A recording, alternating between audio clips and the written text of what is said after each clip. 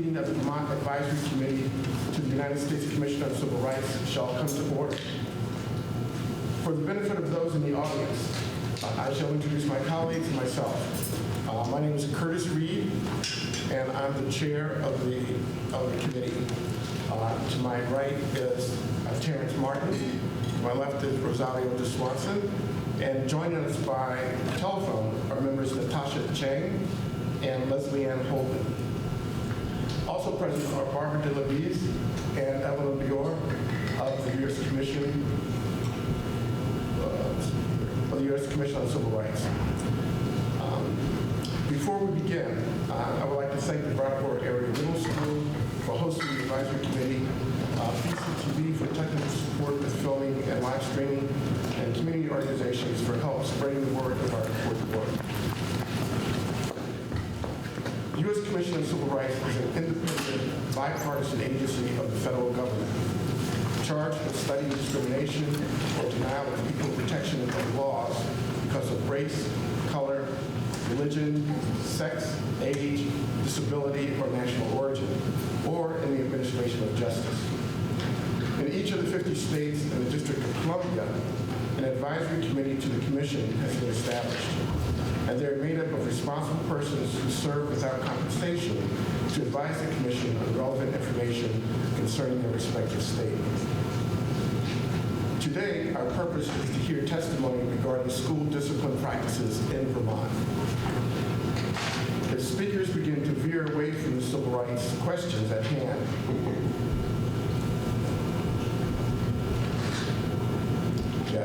if speakers begin to veer away from the civil rights questions at hand to discuss possibly important but unrelated topics, I will interrupt and ask them to refrain from doing so.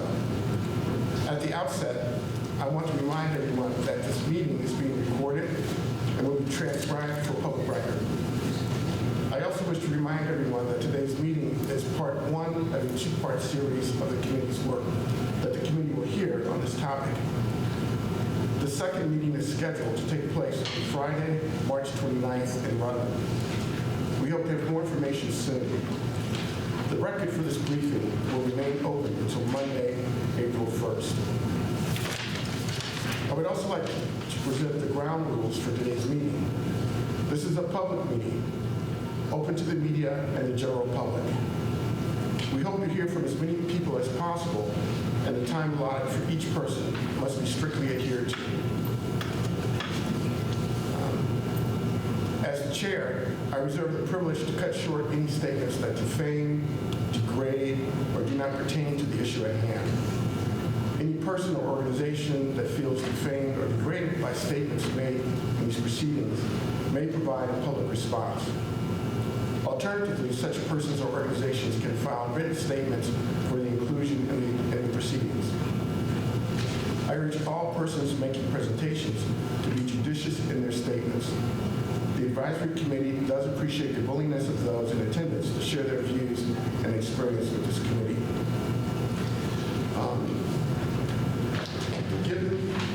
Given that we have not a lot of folks here yet, I'm going to start off with giving everyone 6 minutes, and as more people come in, we may shorten that. But at the start, we will have 6-minute increments.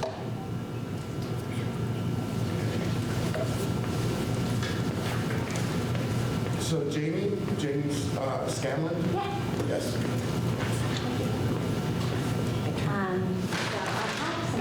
I have a visual.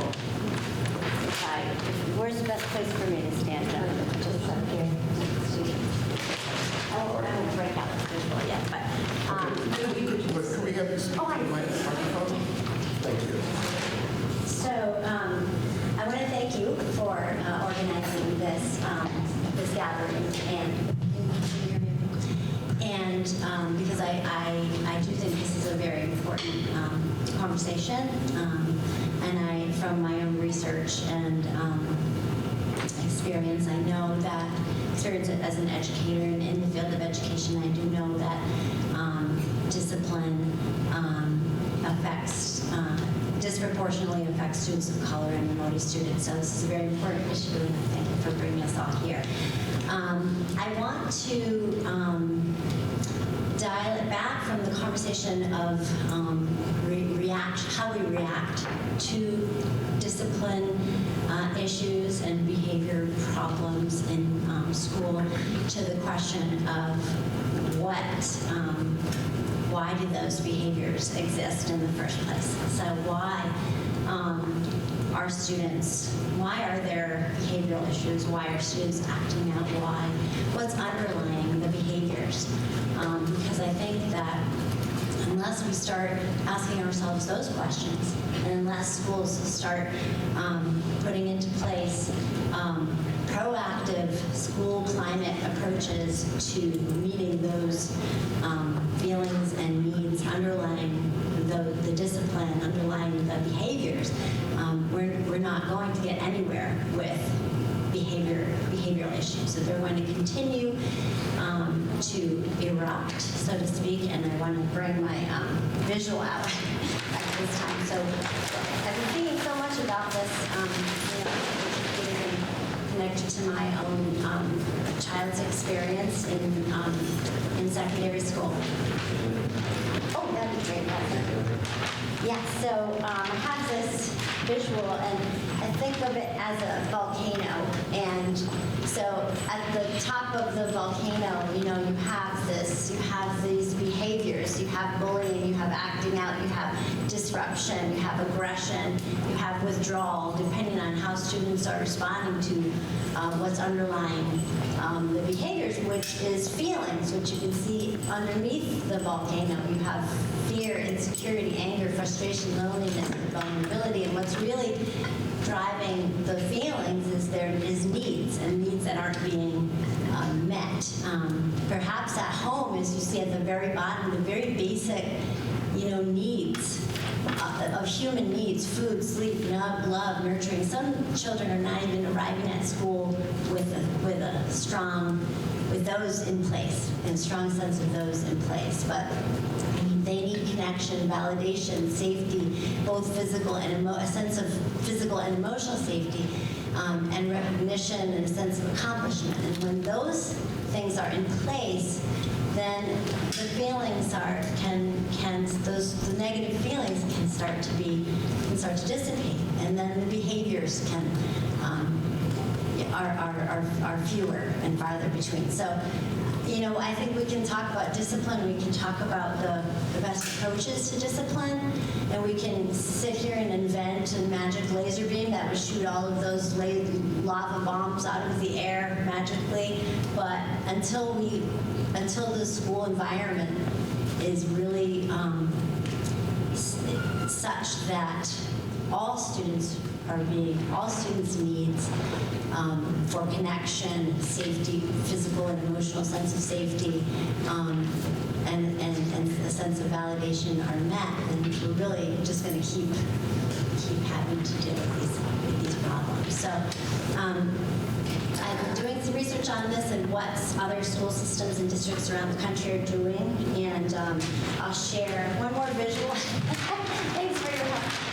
And that is the field of social emotional learning, or SEL, is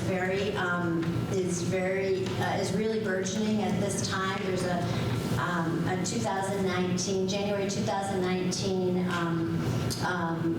report by the National Commission on Academic, Social, and Emotional Learning in Washington, D.C., called From a Nation at Risk to a Nation at Hope. That report has some very excellent recommendations for school systems, and resources and recommendations for school systems who are interested in learning more and beginning partnerships to find out how social emotional learning curriculum can be infused into their existing curricula. It's a proactive school climate approach that aims to create a pro-social learning environment for all students. It's not a reactive, thank you, it's not a reactive approach or a response to disciplinary problems. It's really shifting the thinking to, we need to create school environments through restorative justice programs or targeting social emotional skills to help students develop self-awareness, social awareness, relationship building skills, and responsible decision-making skills so that they can become, graduate from high school as kind, caring, responsible members of society. Thank you. Thank you. Appreciate that. Number 2 is Ray Percy. Who's number 2? I'm number 2. State your name.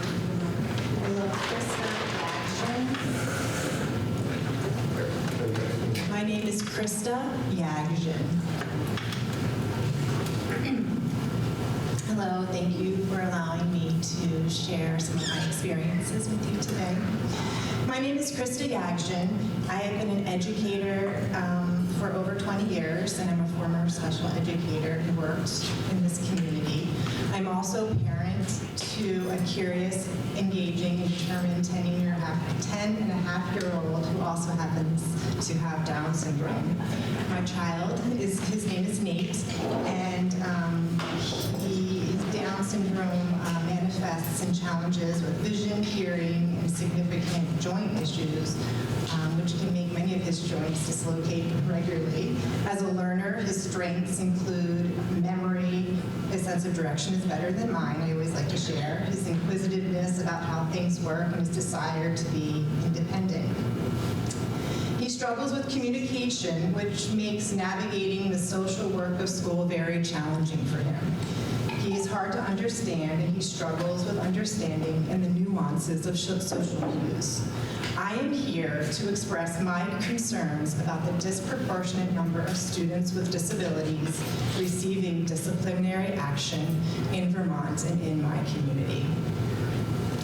My son was placed in the intensive needs program in this community. He's a child labeled as having behavior issues. Within 2 months of being at his new school, our son had not come home with a GROVE, which is how positive behaviors are reinforced for most children. Instead, he came home with a letter asking our permission to send him home if he were unsafe. That has happened to us many, many times, where as a child, having a child with a disability, we received a call saying that the school was unable to have him there. While he hasn't received an official disciplinary action, I feel that he's very vulnerable to future disciplinary action as he ages in school.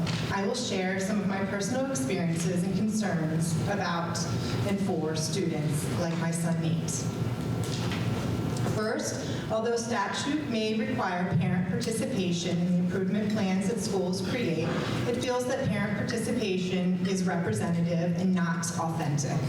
While there are school leadership teams, not all schools have parents as regular participants, nor do they open up their meetings to parents.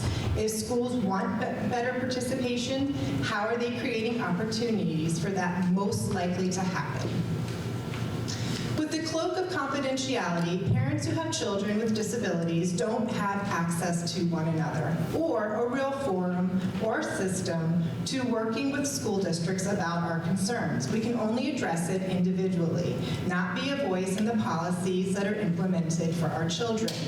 I'm asking and have asked and making my wish and desire known to all that we consider having CPACs, which is something that a lot of states have in order to have partnerships for parents and have a voice in how policy related to special education is implemented in schools. CPAC stands for Special Education Advisory Councils. Our experience has been that behavior approaches working with children like my child are not inclusive of parent collaboration and don't reflect the importance of how learning is structured for a child with disabilities. The message to us is that compliance leads to learning. Instead of starting with providing my child social skills, as you referenced, the response is reactive, and the message to us is that our child needs to be fixed. Where's the accountability for the learning experiences for children with developmental disabilities in the SU or state? In closing, I am worried that my child who has a developmental disability could be a future student who experiences disciplinary action in this school district. I am wanting better access to data. I don't even know where I would even find the data to where we are now. I read the 2015 report. Better systems that allow for authentic parent involvement and collaboration. More focus on teacher training and supports for working with children like my son. And a better system for accountability. What is the data that is collected showing? How is it showing success? How's the input from parents who have children with disabilities collected, used, and shared with our community? Thank you.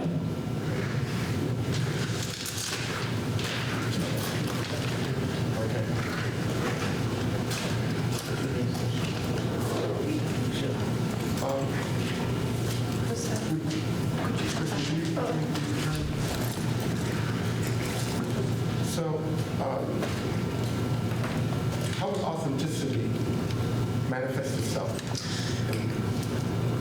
Well, there are a couple of things. I think that I often hear that we have school board meetings or forums, and I come to these and I see the lack of parents who have similar experiences to mine at these events, and I feel like we have to set up systems where we're measuring participation. That is part of our success. Our success isn't just having input.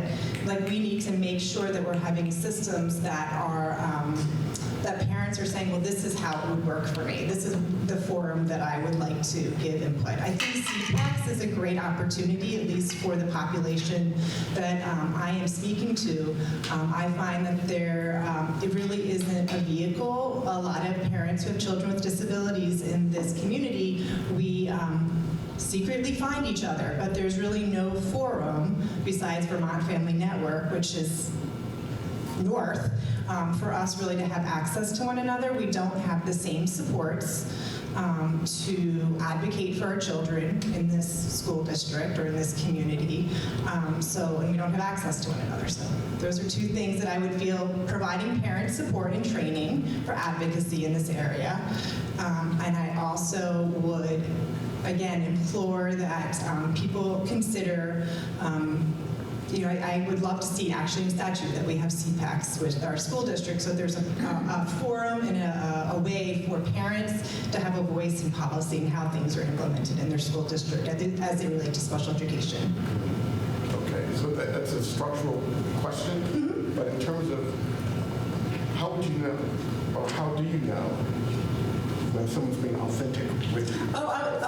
And I think authentic for me means that I inquired about participating. Schools are required to have continuous improvement plans, and they have leadership councils. So I thought a good way to say, oh, I would love to talk about this issue that is important to me. I was told that there was already a member on the committee. Nobody said, hey, wow, we would love to have you come and speak at this to our group, or we would love to hear your voice. I was just told that we already have a person on our group who is taking that, that spot. All right. Okay.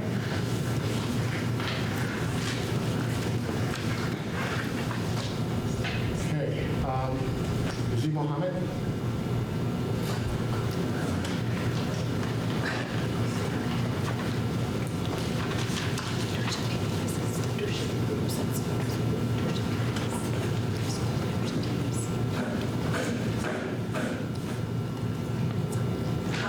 Hi, my name is Z. Mohammed, and I am 16, and I attend Brattleboro Union High School.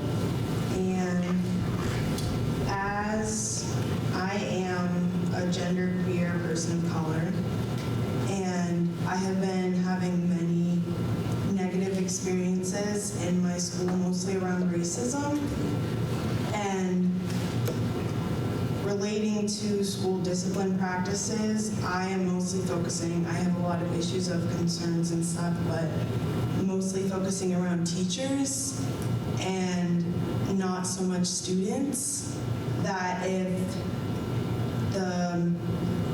if there is something racist, mostly I'm talking about if teachers are doing racist things to the students, or if there's issues that arise, what is going to be done for them? Because I have had many experiences, even from my principal, a lot of my teachers that I am in classrooms with, they have done many racist things and have made very uncomfortable and triggering and traumatic moments in my classrooms.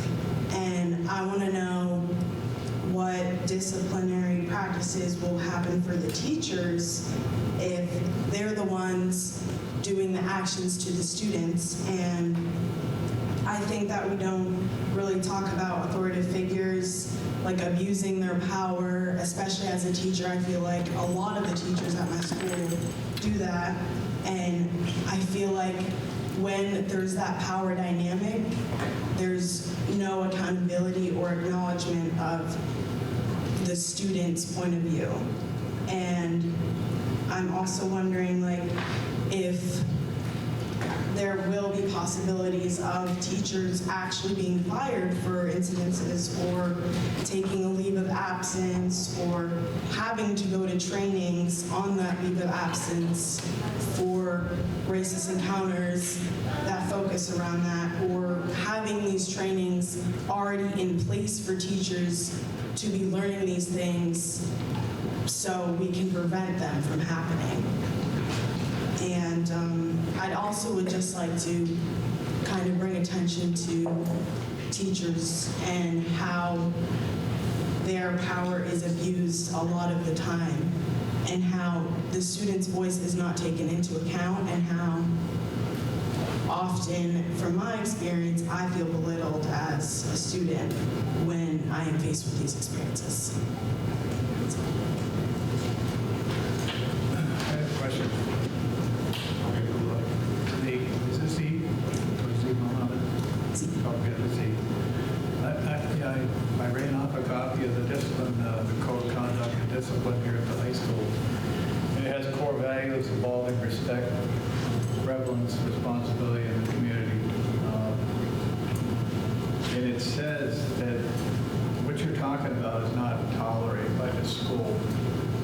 So it's not a zero tolerance, but it's not tolerated. Have you ever reported any of these incidents concerning a teacher or a principal or somebody in authority? I have, and I have done restorative justice meetings that have, for me, I don't know about my other peers with the situations that's happened in my classroom, but have been fairly ineffective. But I don't know how to really deal with issues when it's my principal directly. How am I supposed to really communicate that and, make my principal have to, I'm not really. Well, you have to, it is difficult. You have to step forward and report. This high school has the restorative justice unit here. Is that what you're speaking to that you met with? Yes, I am a part of restorative justice, and I've been in circles and have facilitated some of the conversations, and I'm aware of the practice of restorative justice, and I've seen When they it. see things like this reported, do they take it up to the heads? They do, and I think that it can be helpful depending on what the incident is. It can be helpful, and I've seen them be successful. I've also seen a lot of them not be helpful in any way whatsoever, and kind of a way to be like, oh, we were going to suspend you if you didn't do this. So them having to cooperate when it's not really healing for anybody, it's just them going because they have to. So could you describe sort of a concrete situation where you felt that the white student might have gotten a different action than you might have received?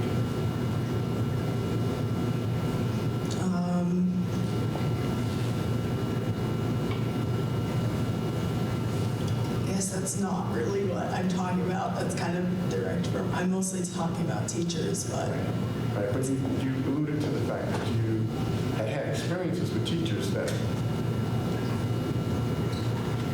you ended up with some sort of disciplinary action, is what I'm assuming. And I'm wondering if that disciplinary action was different had a white student engaged in the same behavior.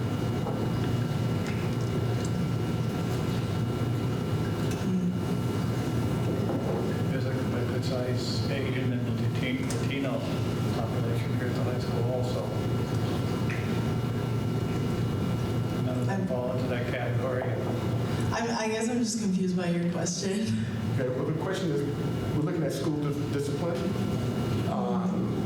as relates to students and whether or not that discipline is equally distributed or if there's a disproportionate number of students of color that are receiving harsher consequences for similar acts that a white student would commit.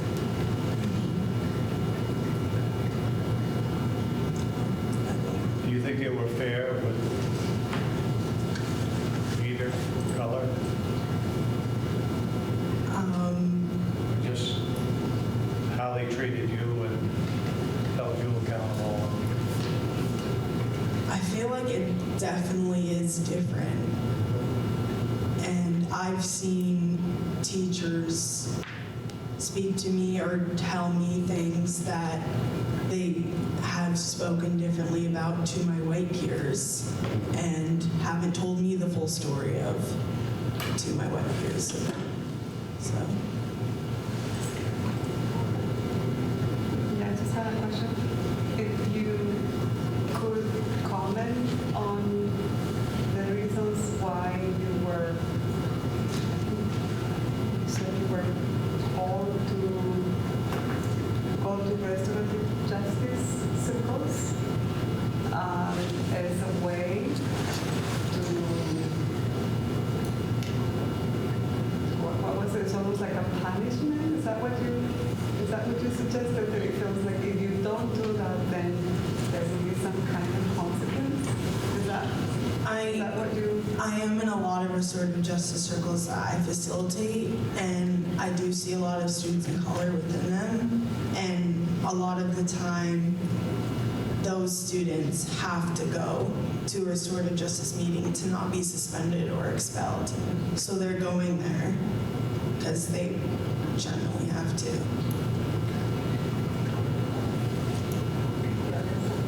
And in your opinion, the students that were recommended to go, was it, I mean, you probably don't know, was it necessary or did it seem unfair?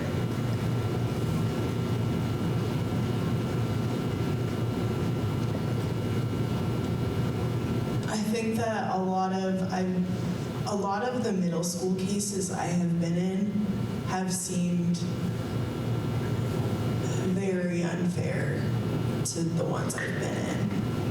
I haven't been really involved in restorative justice a lot this semester in my school, but for the high school, but I've been in a lot of middle school restorative justice, and I do feel that there is a lot of unfairness around that. Thank you.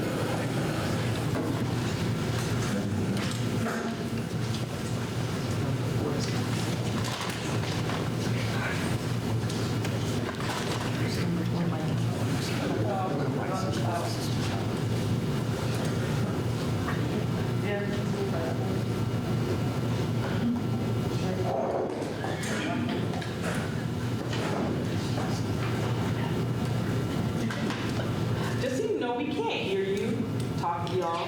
If people want to move up, please do. We want to sit in the back where it's sorting. It's not a packed house.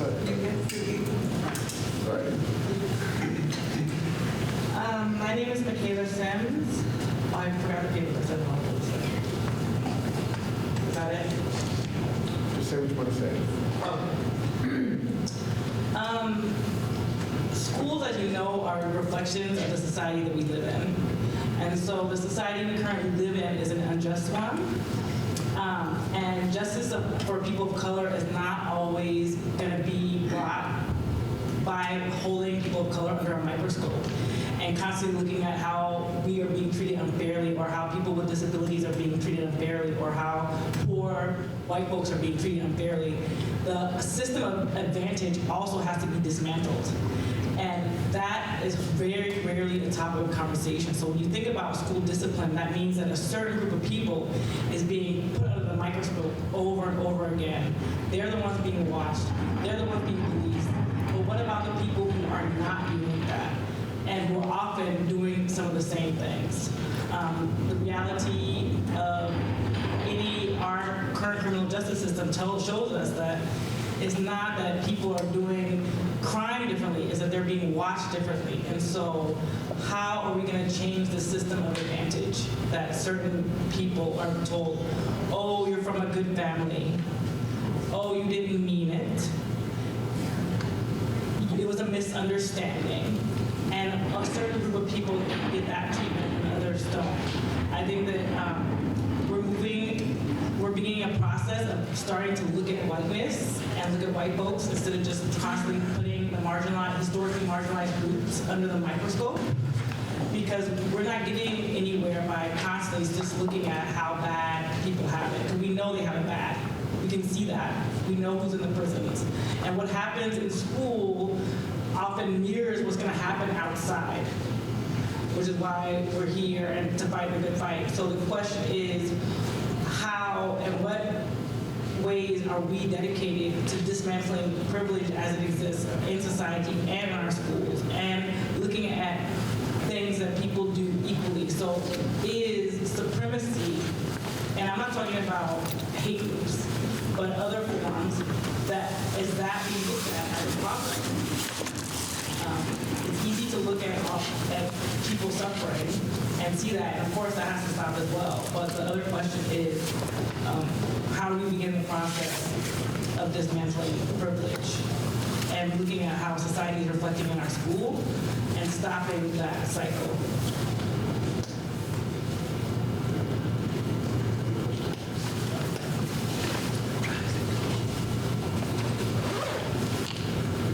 Thank you.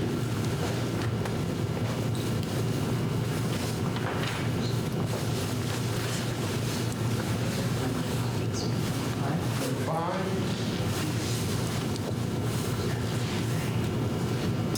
Who has number 5?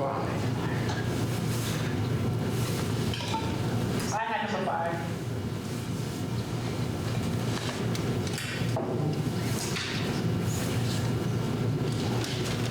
Who is number 5? I did it. Oh, you did. Okay. So it's number 6.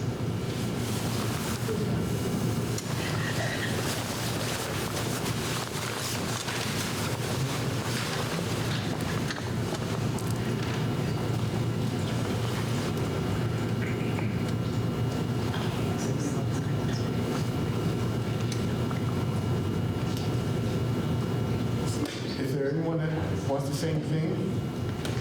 I do.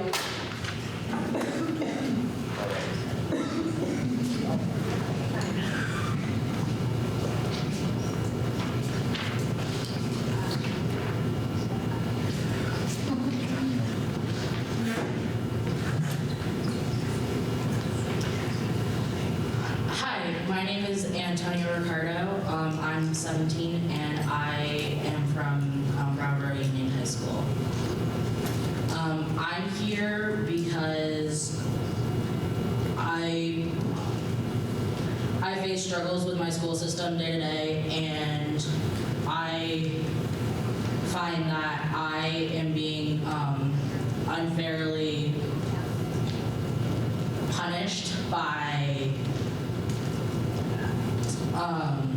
situations that are happening in the school that have nothing to do with me, but since like my name gets brought up and I'm the one who's automatically in trouble, and my white peers get off without a warning.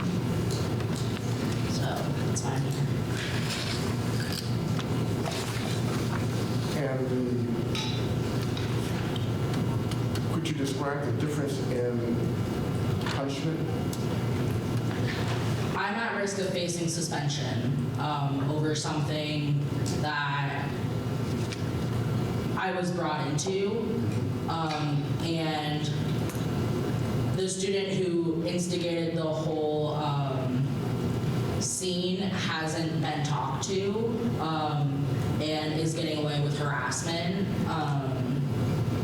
and has been harassing me for over a week now. And I've gone to students or I've gone to teachers and they won't say anything, but the minute something's said about me, I'm being called into the office and I'm at risk of suspension. How many times have you been threatened with suspension? 4 times within the past semester.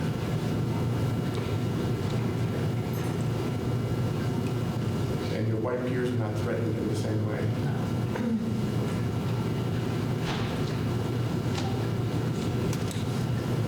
And you're Latino, right? No other colors are discriminated against or they're let off and you're targeted? With the ones that are involved in these incidents that pop up? Yes, I am very clearly a target, and most of the people that I choose to hang around with are white, and I take the fall for things that my white peers have done, and Is that voluntarily? no. I have testified against my white peers, and I've shown proof. I've shown things that have been said to me. I've been in and out of the offices all week, and I'm still the one who is at risk of being kicked out of school. Have you ever taken anything before the restorative justice? Yes, and restorative justice circles are not helpful. In fact, they just make things worse. Do they actually have any power, or do they resolve student issues? And the ones that I've been in, I'm mostly in restorative justice circles with our principal, Mr. Karen, and he definitely favors white peers, and I see that all the time.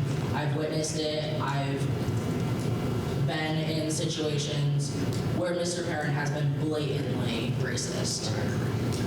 We're going to ask to not name names. Sorry. Okay.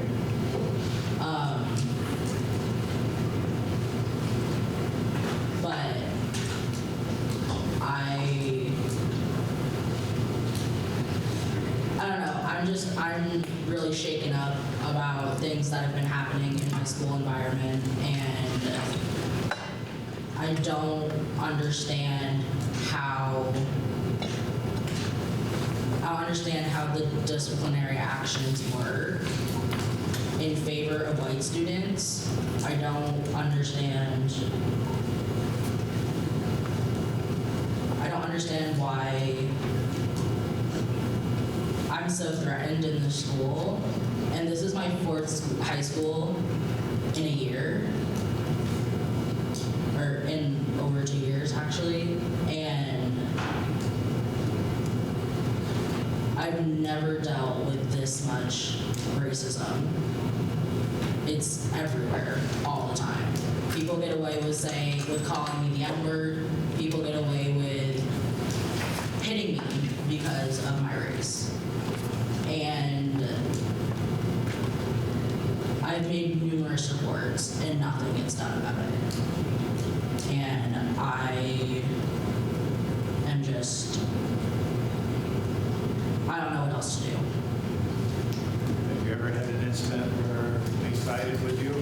No. Punished, like somebody assaulting you? That's No. pretty serious. I've never never once been sided with. How does your most recent experience compare with your experience at the other three schools?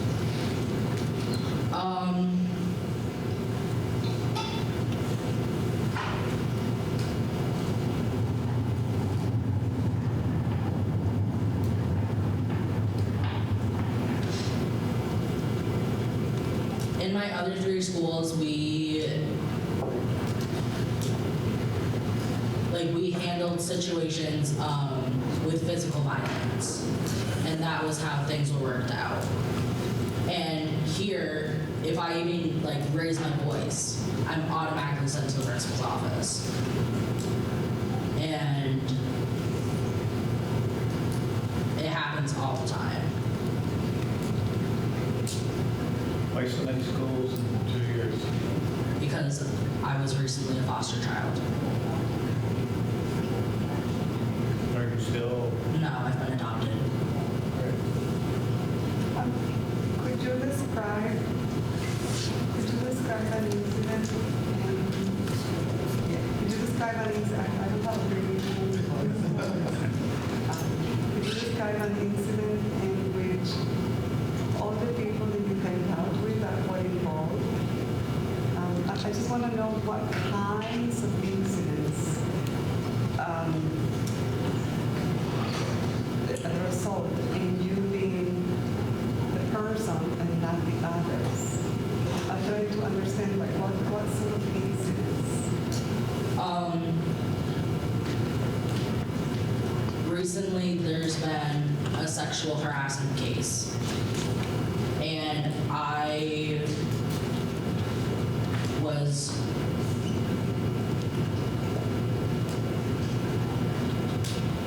was harassed by a white male, and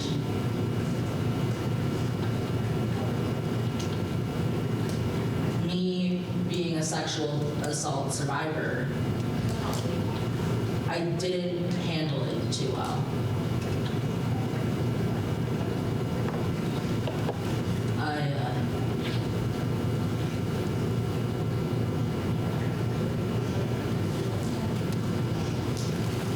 Was that when you were your adopted family?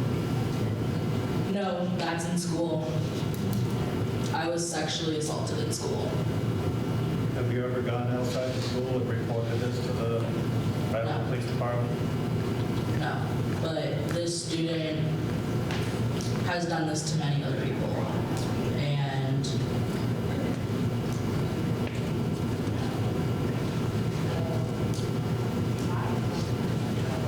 I fought back, and I was the one who got in trouble. They didn't talk to him. They didn't do anything. All they saw was me hitting him. And I had witnesses too that saw what he did to me. And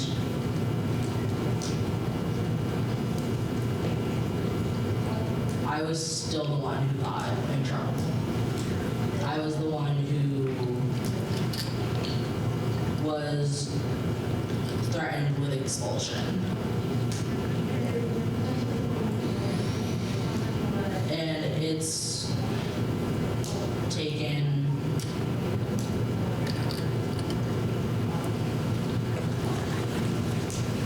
forever for the case to be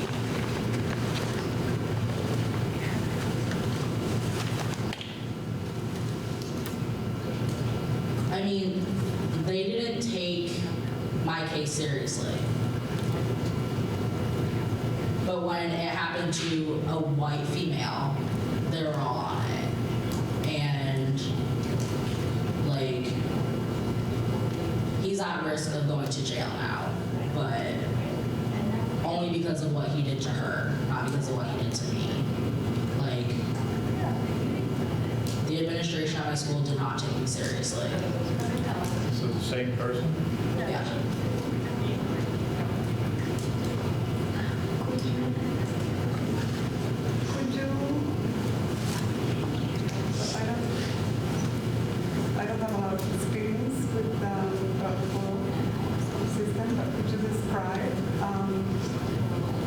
when incidents such as that happens, who do you talk to? What are the people that are responsible for listening to the students' concerns? Like, is it the principal? Is it a chain of command? It's a chain. Usually we go to our vice principals first, and then we go to our principal.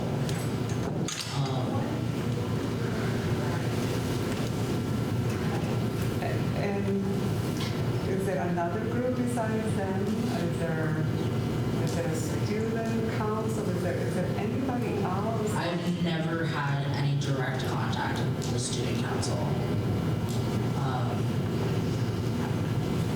And of course, I don't trust my principals enough to talk to them, but I've gone to my guidance counselor, and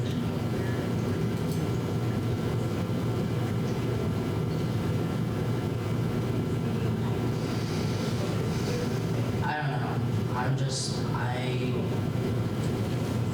I've really thought about dropping out of school over all of the racism that I face.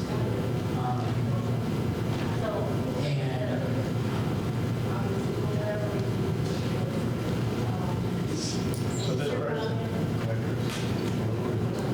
so this person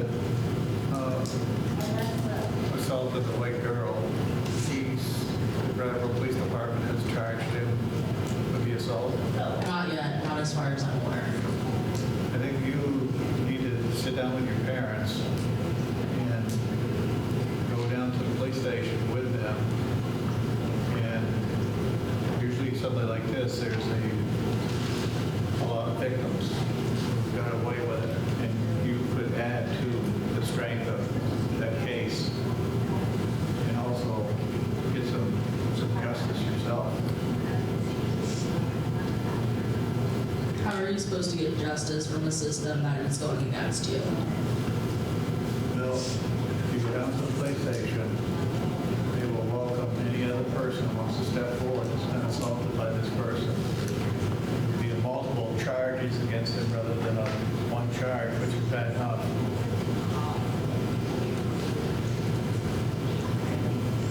So sit down with your parents tonight, or get the opportunity and do that. That would be commendable on your part. Would stop the hurt. I have another question. So, when a student feels that they were treated unfairly or biased, is there somebody else besides the principal or the vice principal that the student can appeal to? There is not somebody invested to the community. Is there another body? I'm just trying to find out whether the school has a system whereby a student can talk about these things and illustrate with examples, like in your case. Same incident, this person was listened to, but I was not listened to. Right? Is there another place where a student can articulate those concerns? You said you've been before restorative justice, some of these things. Yeah, they don't help. Really, the only place that students of color feel safe is in Michaela's office. There is nobody else who will listen to us.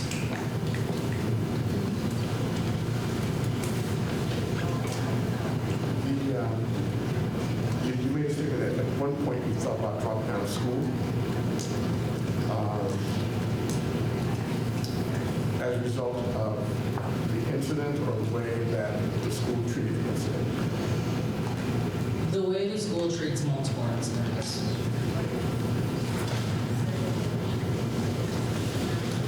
The way that the school thinks it's okay to hold a pep rally where the principals are wearing Jamaican dreads and purple afros, and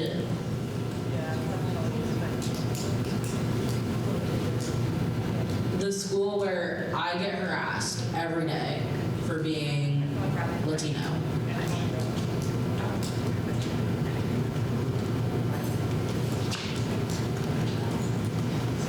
All right, Antonio. Thank you.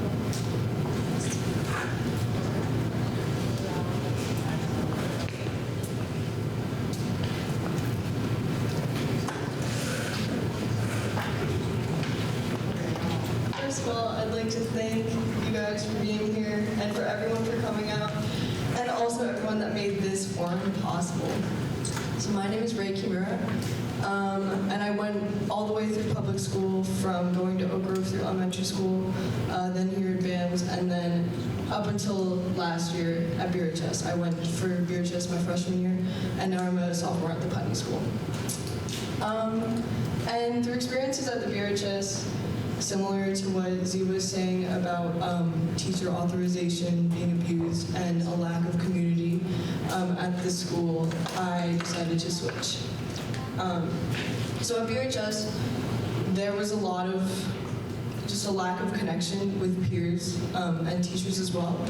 Programs implemented that could have been used for a sense of community were not used in that way. They were, for example, the advisory groups that we meet once a week, and we would have advisory for 40 minutes, and my advisor would just be on his computer the whole time, while students were just on their phones or leaving the classroom without saying anything. So there was nothing facilitated. Where in comparison to BAMS, where you have advisory every morning, and I understand that, yes, it's a younger population at BAMS, but I still really see the importance of highlighting, like Jamie Scanlon was saying, social emotional learning at the high school level, because that's when it mainly needs to be in place. But for example, at BAMS, we'd have advisory 5 days a week where we talk about what was going well with us, what we were looking forward to, what we were thankful for. We'd play games in these groups. We also had 4 teams where we would have team spirit, have that sense of community. And at BRHS, I really didn't see that. And now most people I know at BRHS, or a lot of my friends, when we talk about school, they complain mainly, and I've had friends or people that I've grown up with who have either dropped out or now are thinking about switching schools similar to me. There was also a lot of belittlement of students that I faced specifically. I remember one time in a science activity, I found a more efficient way to figure something out, so I asked my teacher if I could continue doing it this way, and he looked at me and he said, "Ray, just stick to what I told you." And there was also moments where other students would speak out and they would present an idea to a teacher, and the student would get in an argument, and the teacher would be like, I know better than you. I've been teaching for 30 years. I know better than you, so listen. Things such as that. And also, what I hear at BAMS, I was able, if I had an issue, to speak to my advisor about it, or I was comfortable talking about it with my counselor. But at BRHS, for me at least, it seemed like the advisory program was just a way to schedule the ACE program. I don't know if you guys know about that. At BRHS, it's just scheduling study halls. So that's all we do in advisory.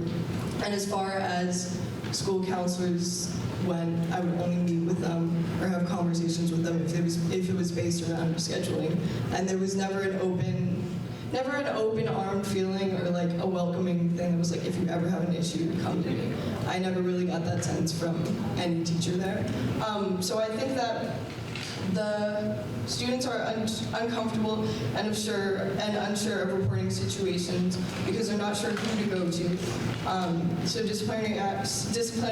disciplinary actions being taken are only for the reported ones. Therefore, my question is, why are we here talking about discipline when we should be talking about the ways that we can prevent them through positive school communities that would lead to positive interactions? Well, the purpose of this forum is to discover, to learn about discipline in schools and how that discipline is administered, and if it's administered in an equitable manner. In your experience, do you see differences in the way that discipline is administered? From my experience, thinking back to last year, I didn't, personally, I don't recall any specific events where discipline was given to other students rather than others. But going on the topic of racism, I am a student of color. I'm half Japanese. And in the community, through BAMS also, you know, for me, at least, I didn't see it as, of course it was racist, but for me it wasn't offending me, but students would call me Jap, and it would be just that, and I tolerated it because for me it was like not offensive, but in the school community, just like those actions being taken, like I think that there should be more of a sense in the school to know that those things aren't right. Programs being implemented that talk about that. And also, another instance would have been when we were reading like To Kill a Mockingbird last year. They say the N-word in the book, and some students were uncomfortable with it. And didn't express it, but we were uncomfortable if we were reading it aloud, saying it ourselves, so we would just refer to it as the N-word. Whereas my white male teacher was like, it's okay to say it because it'll replicate, it shows a moment in history, so when he would read it out loud, he would just say it, and things like that. But as far as disciplinary goes, actions go, I do not recall anything based around different students receiving a different. How do you find the Putney School in comparison? The Putney School, I really enjoyed it. Pretty much when we got there, yes, at Veritas there was a day of orientation for freshmen, but it was pretty much just going to your classes and they give you the laydown. There was no full, like, I don't know, meetings with your counselors or things like that. Where at the Putney School, the first day we met with our advisor. We had a whole school assembly where the student leaders of the Putney School came to meet us. We played games out on like the lawn and were able to discuss and connect with other students that way and get a better sense of the community. And also, another thing is I know that it's really hard to implement this in like school schedules, but every day, not every day, but 4 days a week out of the 6 at the Putney School, we have all school assemblies where there will be, anyone's able to come up, say anything that they want, whether it's based around the school community, something they feel strongly about, anything like that. And it just really holds a stronger sense of community and allows students to feel welcomed. Do they have a disciplinary system or Yes. protocol? They do. They have, at Putney there are leadership positions, actually, and as far as, you get strikes, of course, and there are some cases are immediate expulsion, but for student leaderships, there's a leadership position where it's called the Standards Committee, where they are elected and they have to write a speech and present it about the confidentiality, and then they're elected to be on the committee. Then once on the committee, when cases come up, students who are being testified talk to the committee, and the committee of students is able to see the issue from the school, from the student perspective, talk to the adult leader of the standards committee, and go from there. Are they tougher on their peers? Are the People on the committee that you go before, are they tougher on you? They know they're on your level and what do you mean by that? punishment-wise, or not letting you get away with something, or you know better, and that's the rule. Oh, from the teacher perspective, you mean? Or? Just the discipline within that committee is welcome. The student. I think the student body is, from the standards committee, is represented fairly well, and they talk about it in a fairly just way. I've never been involved with the standards committee. I've never had a case there, but I've had friends on it, and they've talked to me about the ways that they do it. And I think it's fairly, the like school community within it. There are 6 members of it, and the school community is pretty well represented. So I think it's a pretty fair system. Did those people that went before that committee come back and say, oh, don't try to get away with anything with that, they know? No, not that I know. You should have. Do you think that, are there occurrences like the ones that you described as far as the atmosphere of respect, of disrespect? Is the same atmosphere in the other school? Compared to BRHS? Yeah. Not at all. Why do you think that is? I think it's because at Putney, there's a very strong sense of connection with administrators, and through that, there's a strong sense of respect towards students as well. And I think that through just all the programs that they have implemented student leadership, things like that. And this is hard for a school like BRHS, but they have dorm Olympics, where at BRHS could be something like advisory groups. I don't know, we had stuff like that at BAMS too, but things like that, just all the different activities that they have based around community really like create a community that full of positive and respect. And I've been in situations where, you know, at BRHS there was just a lot of negative talk, whether it was about school, whether it was about other peers, whether it was about teachers, and it would just continue on. Like most of my conversations that were based around that. Where at Putney, there's something really ingrained in not only the programs that they have there, but also the curriculums and the respect that students are receiving from teachers that allow students to have more positive conversations. I've been in conversations that have started to go down negative roads, and students have been like, hey, I don't like where this is going, let's not talk about this anymore, which has come as a shock to me compared to going to BRHS last year. And through those experiences, you really get to see the difference in atmosphere because of the community that's created there. First name is R-A-E. R-E-I. E-I.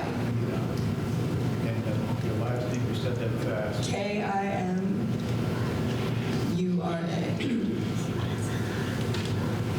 Thank you. And I do want to remind people that we're not naming schools. Okay. Okay, so, all right. Thank you. Good. Robin Morgan.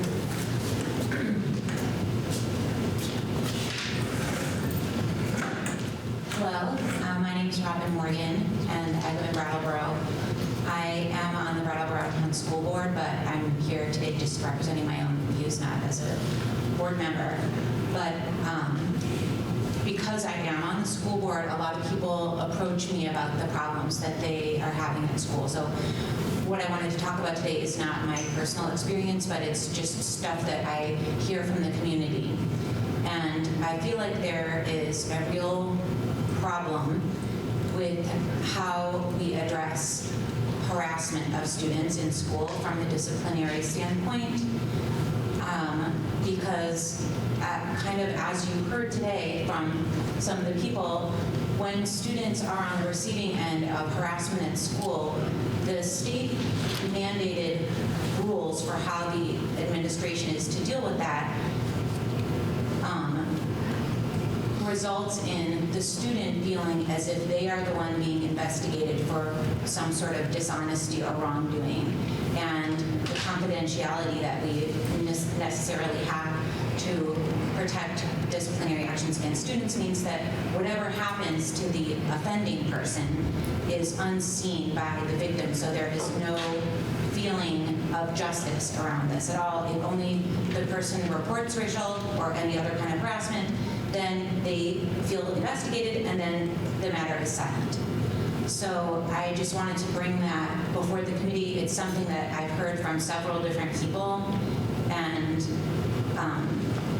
I understand how important it is to have confidentiality and to have verification, I guess, of incidents, but at the same time, the current structure is, like Michaela referenced, it's sort of perpetuating supremacy. So I would hope that's something that your commission can look at.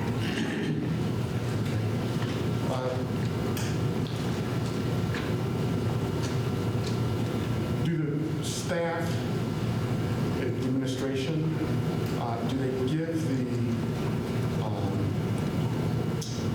parents an option to sign a waiver that would be able to release limited information from the alleged perpetrator's family to the targeted family? I don't know. I don't know the answer to that.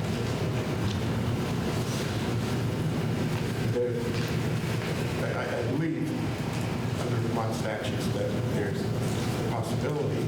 Okay. But if the person whose child was being disciplined did not get permission for that, as would be their right in what you're saying, then they're...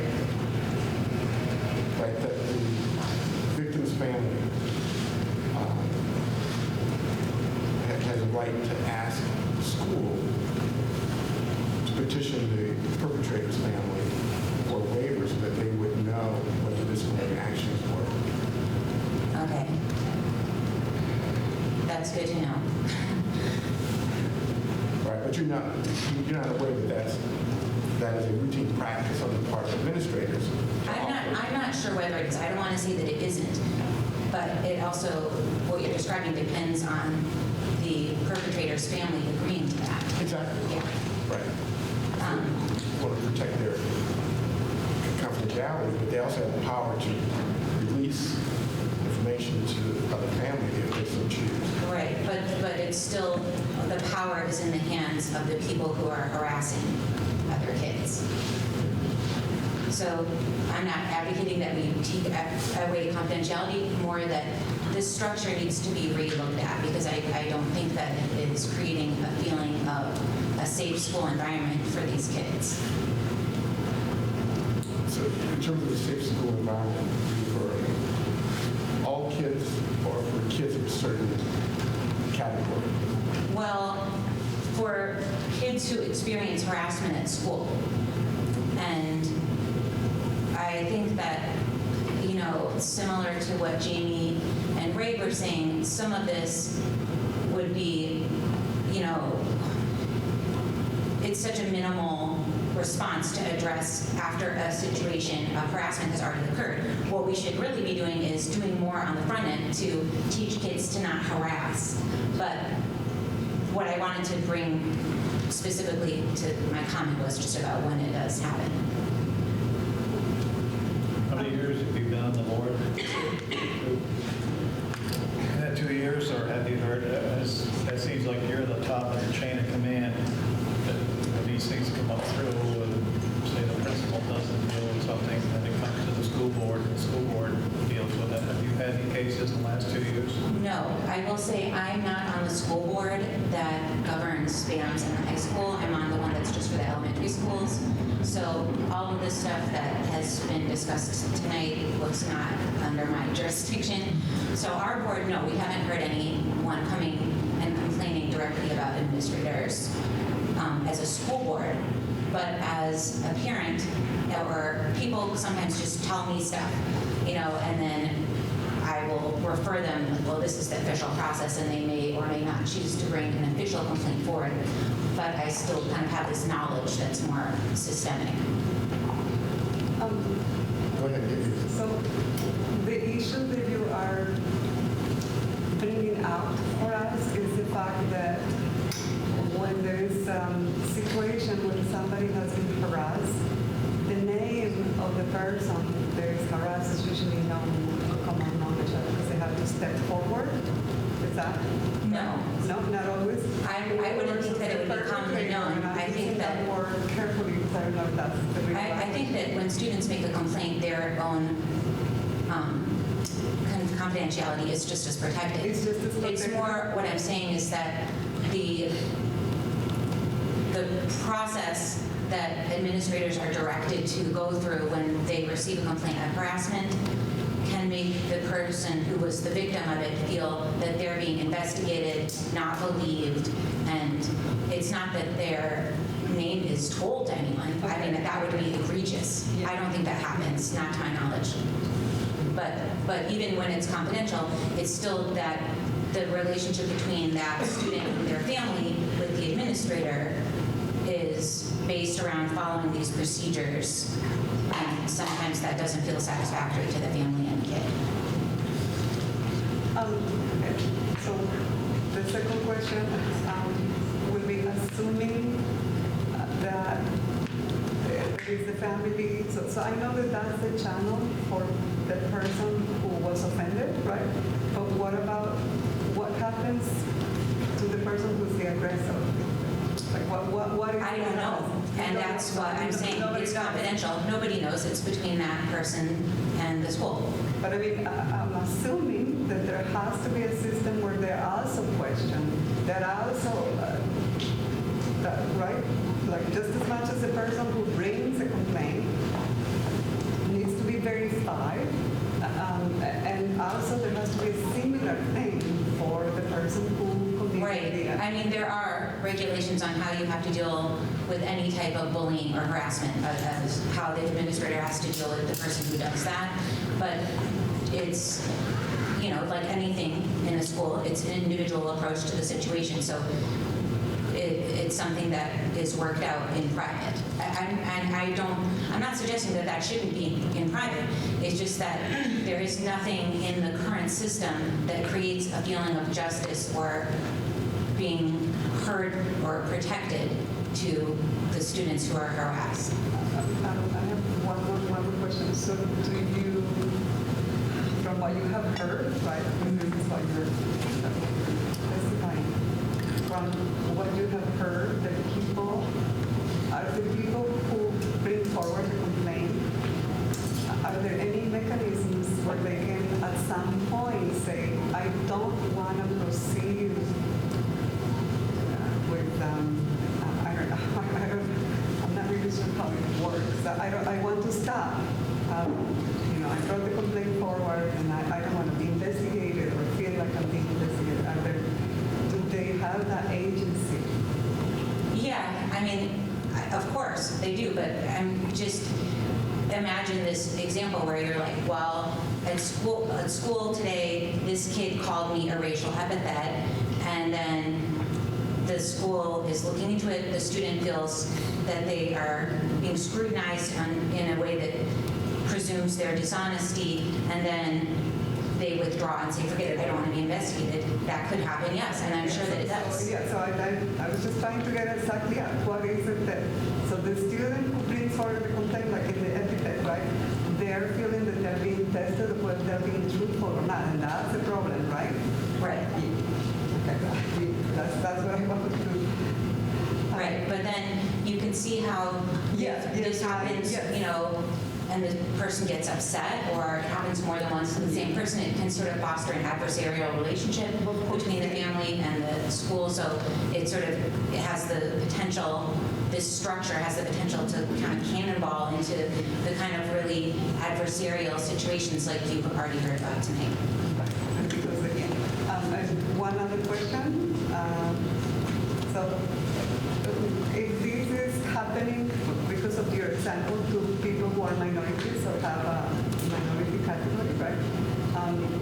Would the reverse be true? I don't know. If something happens to somebody who not necessarily is a minority, would that person feel that they're being tested out in their truthfulness? Or is it? You mean like when someone just reports like a bullying between two white students and that sort of thing? Right. Is there a difference? I know that it is part of the structure when bullying is reported that they have to collect the stories from all sides. But I've never had anyone come to me and say, it was unfair, my kid was bullied, and then when I reported it, I've never heard a white person come to me and say that I was made to feel like my child was being dishonest because they reported this bullying. So I don't know if it's a matter of it's received differently depending on the people in the room, or if it's that people are sort of unwittingly reacting differently to the students, but it's something that seems to be being brought to my attention only when it's about issues of racial harassment and not other types of bullying. What about sexual harassment? Well, I'm on the elementary school board, so that thank God. I've never heard of that happening at that age level, but I would imagine the same potential is there. It sounds kind of like in one of the stories tonight that played a role. That racism played a role. In a sexual harassment comment. I mean, I have no experience with that type of complaint myself. Would you explain the difference between a suspension and an expulsion, and who has the power Well, of expulsion? I mean, suspension means that you are supposed to not come back to school for a few days. Expulsion means don't ever come back to the school. But in our school district of Brattleboro town elementary schools, we don't do either of those things. So it's not something I have any personal experience with. Okay, thank you. Thank you. Mary Gannon?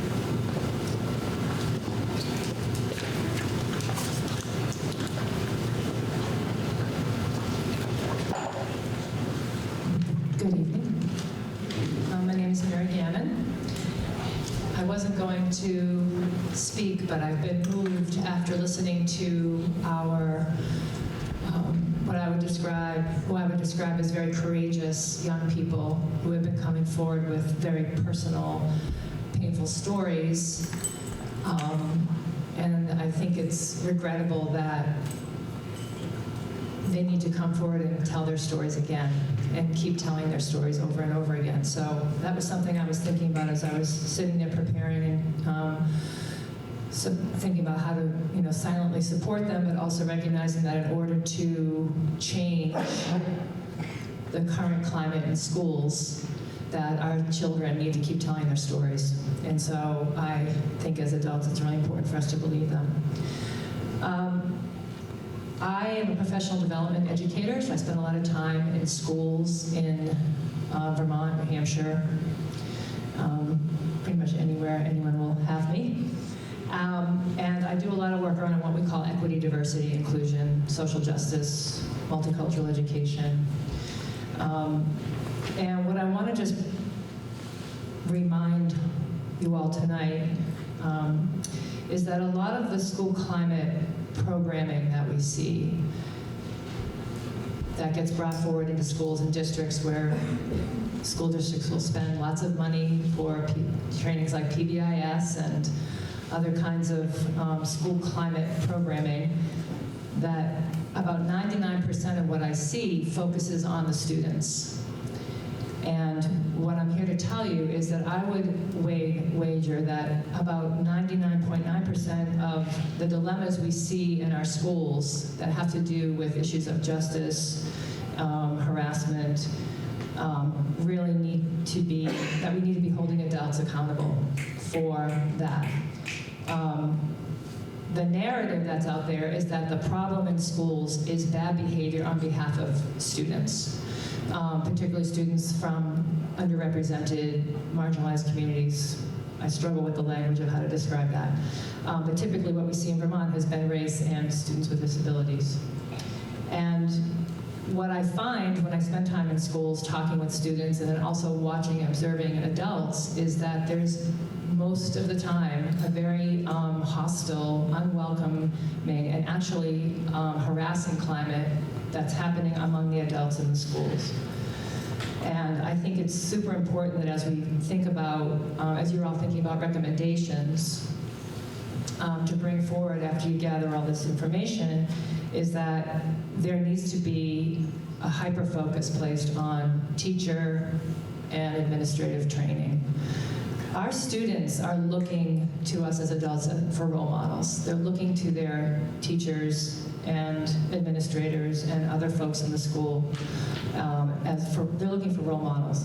And when I think about some of the places that I'm in and colleagues that I'm working with currently, particularly in places that are, which is true most places I am right now, predominantly white, when we have very few adults of color who are working in schools, then they are also overtaxed with the amount of work and response they need to give to students of color who are coming forward to them. And that's a significant issue.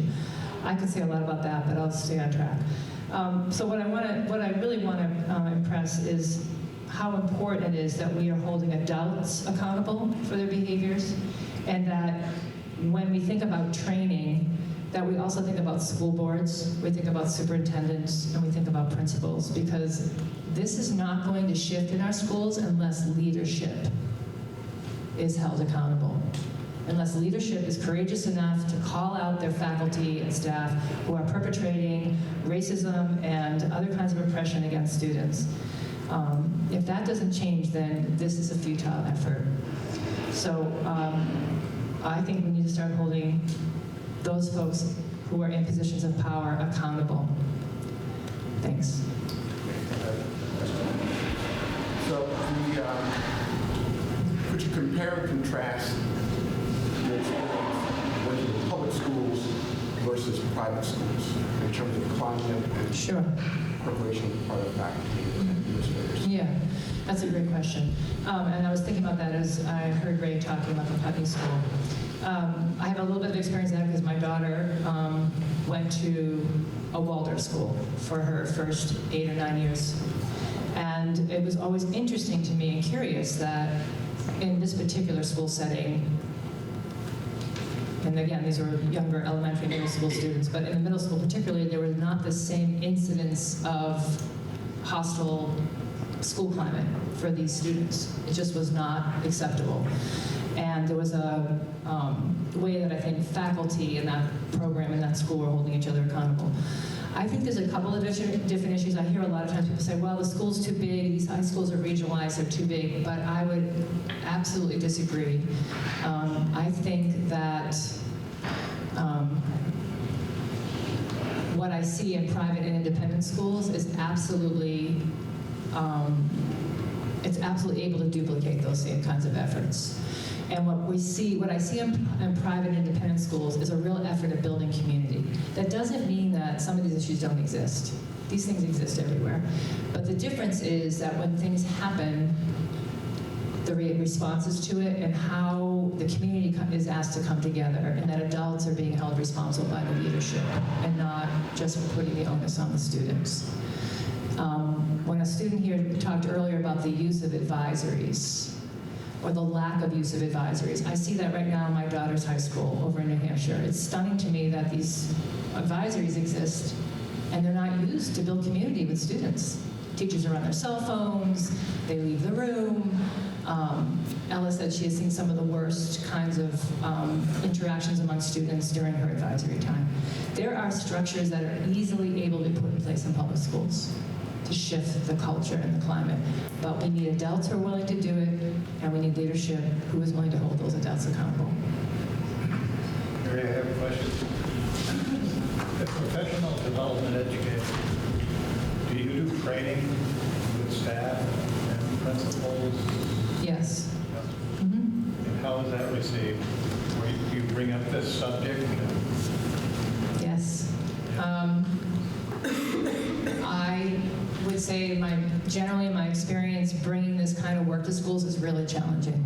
It's a very difficult place to bring a conversation about issues of privilege, power, equity, diversity, particularly to predominantly privileged faculty and staff. So if you're working with, if I have a predominantly white staff or faculty, it's really difficult to have these conversations because we're asking people to acknowledge that they're benefiting from a system that is giving them privilege and that they are not giving attention to how those dynamics operate with their students. So it's very challenging. But when you bring up the procedural things that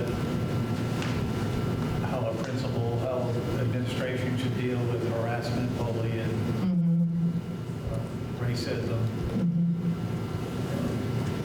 colored, they still are not receptive of, well, after all, we're administrators and you're not.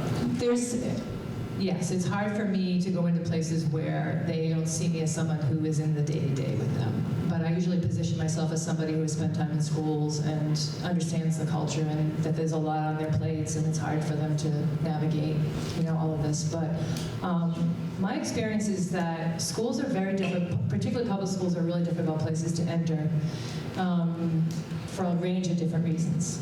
And I won't, there's not enough time to go into all of those. Great. I just had a, when the children were in school, middle school and high school. Can't hear you. I don't have a very loud voice. I'm sorry. I have to apologize for that. When my children were in school, there was a parent committee, right? It's usually like a parent. Like a PTA. A PTA, yeah, a PTA. And I was a newcomer to this great United States, and I was very surprised, to see the dynamics of the school system. And so my question is, do you see that the PTA could benefit also from being more diverse? For the audience. Do you think is there a role for the PTA to be more diverse, especially in schools who are diverse, right? Because they do have a lot of say on what, they have a lot of power, and they also have a lot of presence, right? And it seems to me that many times when minorities are brought to the front are not usually in locations in which they have power, right? In which they're seen in leadership positions. And so maybe one of the ways to hold schools accountable is by asking them that the PTAs also be diversified and representative of the school as a whole. Otherwise, only the issues that are important to that select group would be important, right? Isn't that true? And so as part of your work with diversity, do you see that as an area that might necessitate some attention?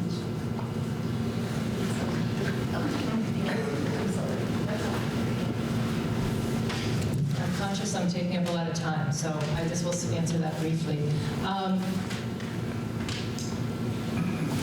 I think parents can have a lot of impact on schools, there's no doubt. And there's a lot of reasons why parents don't come into a school. And so when I think about, I'm not sure, when you say diverse parent body, if we're talking about it just from race and culture, race and ethnicity, or different languages, New Americans, et cetera. Origins. Yeah, sure. But I also think that oftentimes my understanding when I listen to parents from those communities, a lot of what they talk about is that they don't feel welcome in the school, or that the school has not been a welcoming place for their child, so they don't feel safe entering there. So, part of what we need to look at is the root causes of why these things are happening. And I think that if we have leadership in schools that is reaching out specifically to those communities and to those students, we would see a shift in that. But I don't think it's going to be like parents are going to come through the door. I think white middle class or upper middle class privileged folks will come because they don't work at night and they can afford a babysitter, et cetera, et cetera. Well, yeah. But there's also it's like a training, right? Yes. You need to sort of understand the dynamics and training. I guess training for parents is also necessary. It would be great. Thank But we need to start with leadership first. Thank you. One more question. Parents is interesting. When I was in elementary, I learned the definition of double jeopardy. And you got it at school, and then when you got home, you got it from your parents also. Do you find parents supported when their child comes home that's got in trouble, got a detention, has to go to the principal's office, or are parents part of the problem? So I can speak for myself as a parent. I don't know about the other parents. Okay. I don't work enough with parents, but I will say that as a parent, what I try to do is have reverence for my child and really respect that she has a story to tell me. And then from that point, we decide, what the action is. So, and I hope that I hope all parents would do that. So you wouldn't automatically defend her that she wasn't wrong or right, or started out as a not with parent. my daughter.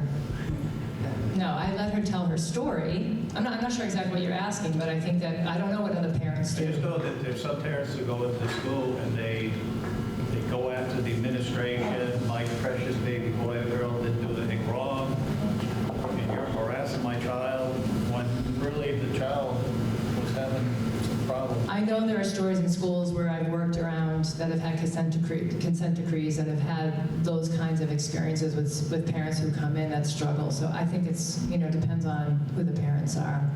I think it's mixed, but I don't think we can say general. I don't think we can broad stroke that all. Yeah. Okay. Thank you. Sheila Linton.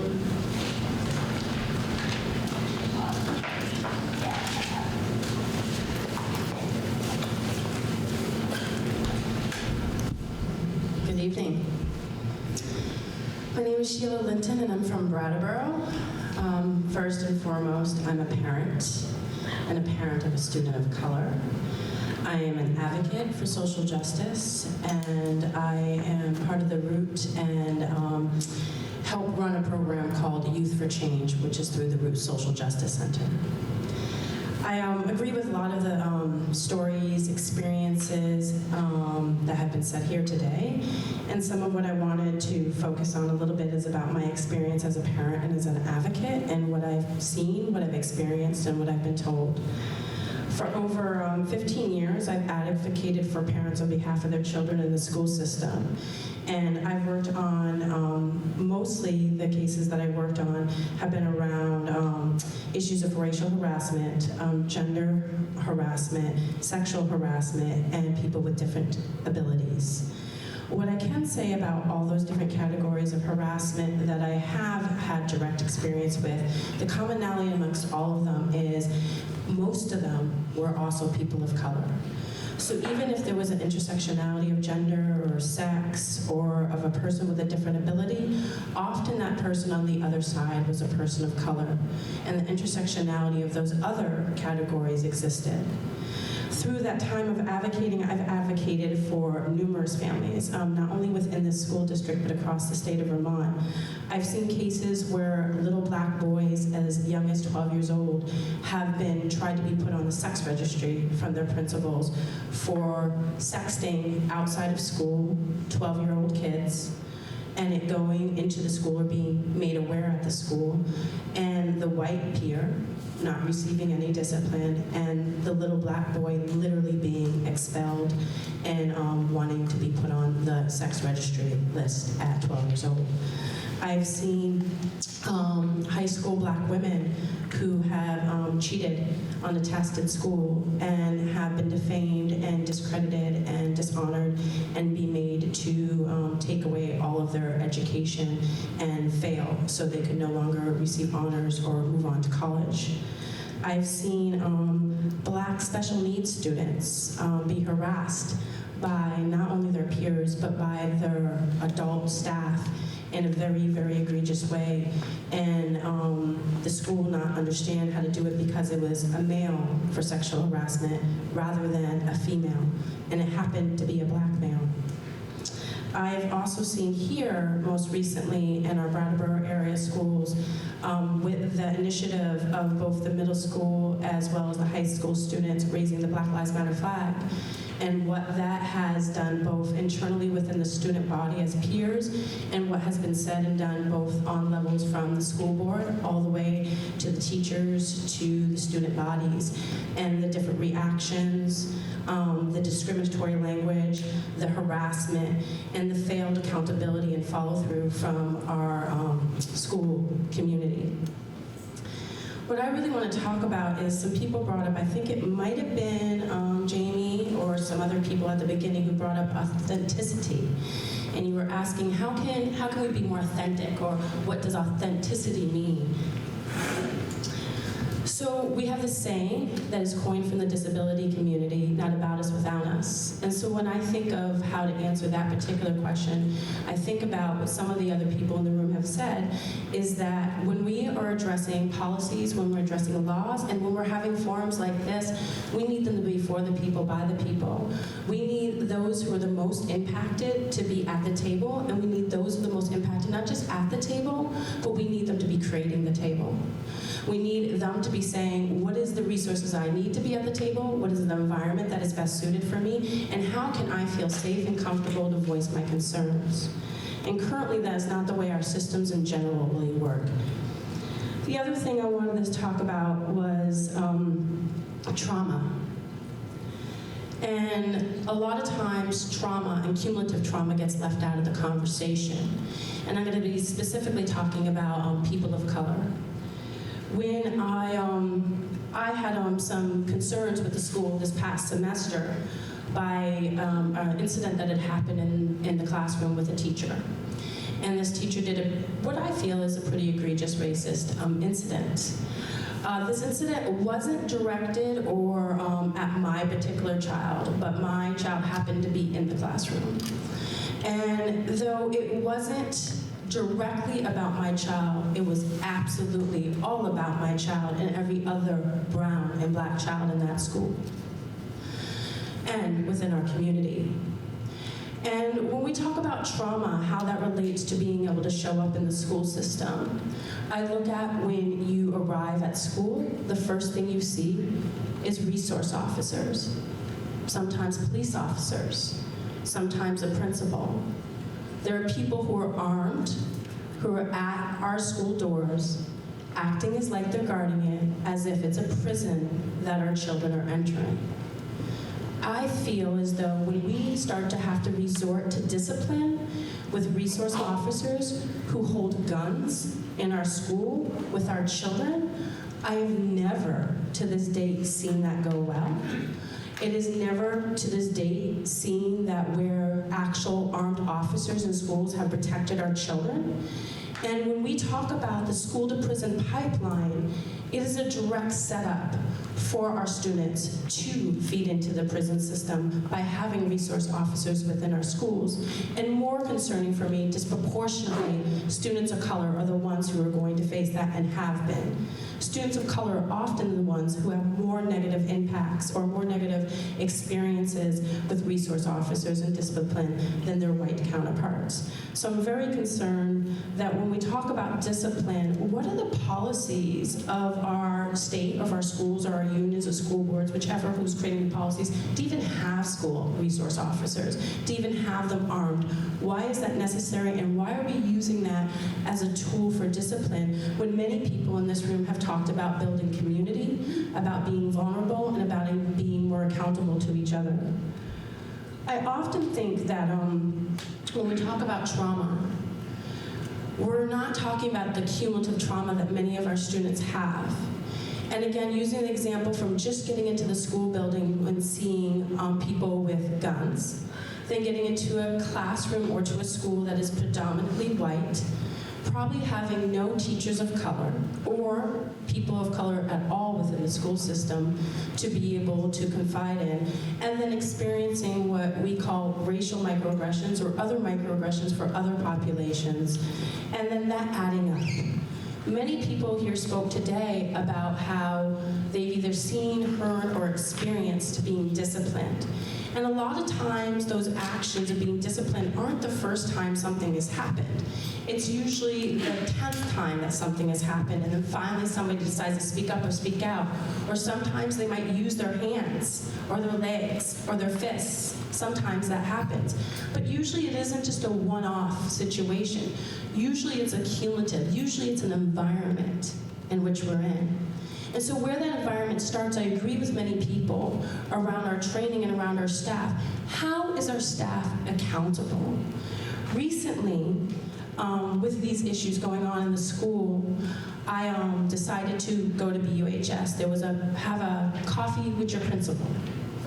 The room was uninviting, small conference room that could fit about 12 people. Had coffee and donuts. I don't drink coffee, and I'm gluten-free.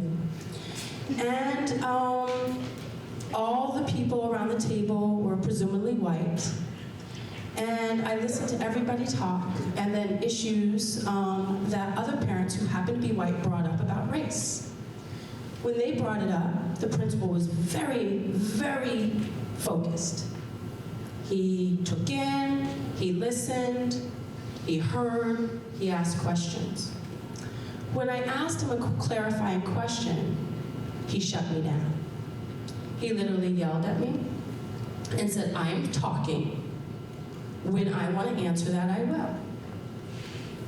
It was a question that numerous of us had in the room, which was about an acronym that he kept on using that nobody in the room understood what it meant. And when I asked him to clarify his acronym, he treated me as, unfortunately, I expected. Didn't want to be treated that way, but I'm often treated that way, and the way I was treated was with disrespect. And so when a lot of people talk about a safe environment, my child doesn't feel safe in that school. I don't feel safe or heard in that school. And how am I as a parent supposed to go into have, not even where I was addressing a singular need, I was a part of a group of parents who were coming together to just talk. Yet my voice wasn't heard in that position. So how am I supposed to believe that my child's voice is heard when they're in the classroom? So I go back to that accountability and that trauma. That trauma builds up, the cumulative trauma builds up over time. And when you walk through a door with armed resource officers, when you have a principal with the afros and dreads that were mentioned before and shutting down the parents who ask good questions, when you're in a classroom where a teacher decides to do racist things and demean the students of color in their class, and then when you're in a whole school environment where you don't see yourself and you often are the subject of discipline, why are we not understanding about trauma and how that plays into how we are disciplining our students? I think often we forget about that. And I think often that the school system adds to that trauma rather than alleviates that trauma. We talked about treated different or different discipline. I can say that some of the nuances that I heard today and by the questions that you might have been asking might have been hard for some people to answer. And if you ask me questions, it might be hard for me too.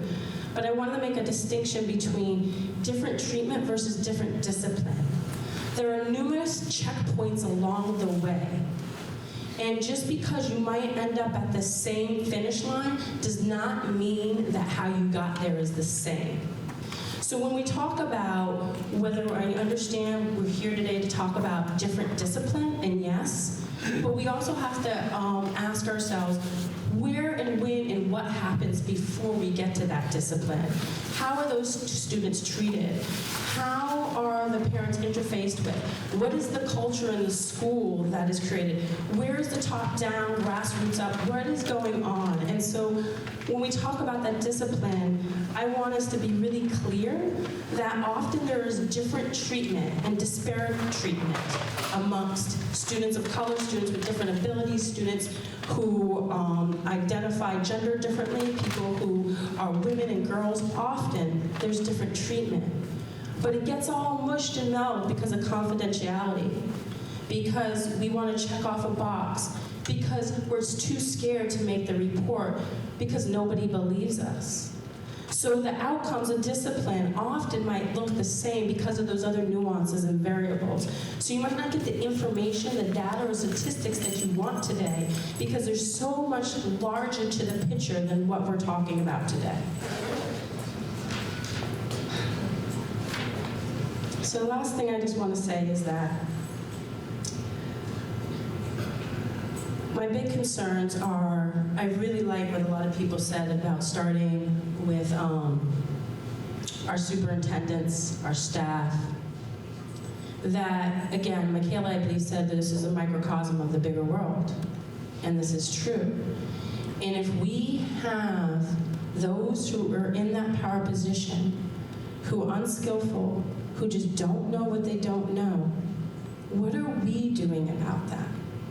What are we allowing ourselves to see? What are we allowing ourselves to do about that? Because that is where it really does start. We cannot keep on holding our children accountable until we start holding the people who are in positions of power accountable too.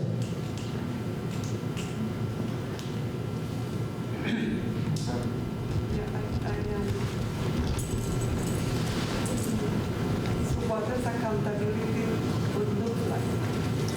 So one of the accountabilities I mentioned was not about us, without us. So that meaning that those who are directly impacted should be at the table and should be part of the conversation. So for example, the idea that came from this side of the room early on in testimony about having parents with children with different abilities be at the table to form those policies. The same thing should be done for disciplinary policies.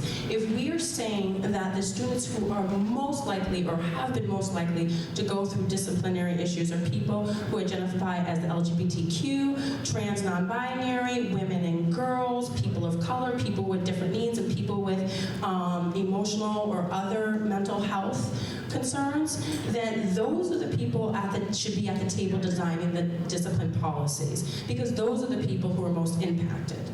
So that's what that means.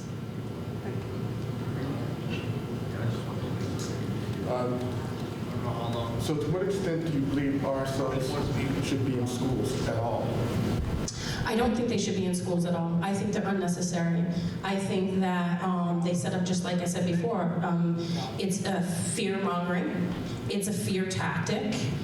There's zero reason why they should be armed. There's absolutely no reason. If they are in place for the reasons that I've been told, which is to protect the climate, to protect the school, and to be able to handle disciplinary issues.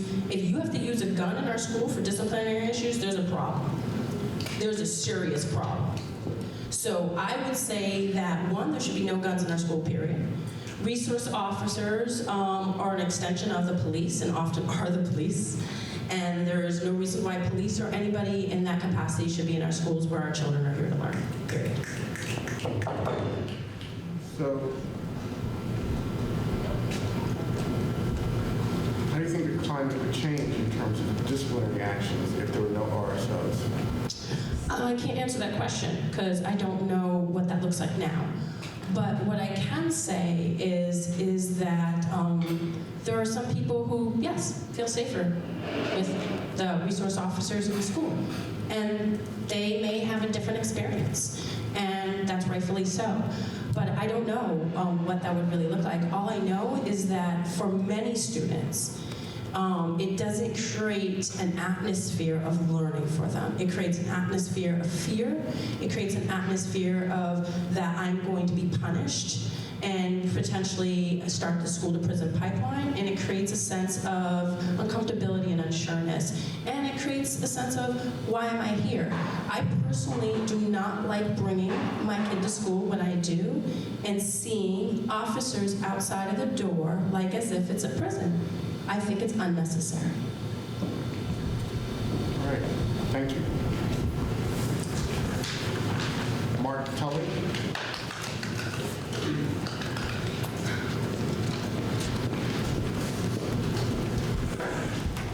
Hello. My name is Mark Tully. I live in Brattleboro. I do some volunteer work with youth programs in the area. One's based in Brattleboro for youth in the general geographic area. One is the program at the Root Social Justice Center that's been raised that Sheila spearheads, and the other is a statewide program for queer and transgender youth that has a monthly Brattleboro gathering. So my direct experience with this subject is seeing the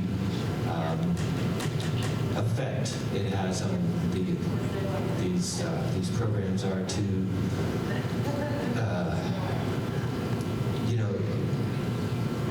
to work on being effective community members to affect change and build community in the schools, to grapple with just living in society and its prejudices. And yet, a great deal of these programs, pretty much most of every session, is often taken up just by dealing with the despair of the moment because of the stories you've been hearing, and so many more. Now, these are confidential environments, and so I won't be telling you any direct stories. They'd be secondhand anyway. But what I'm saying is that this despair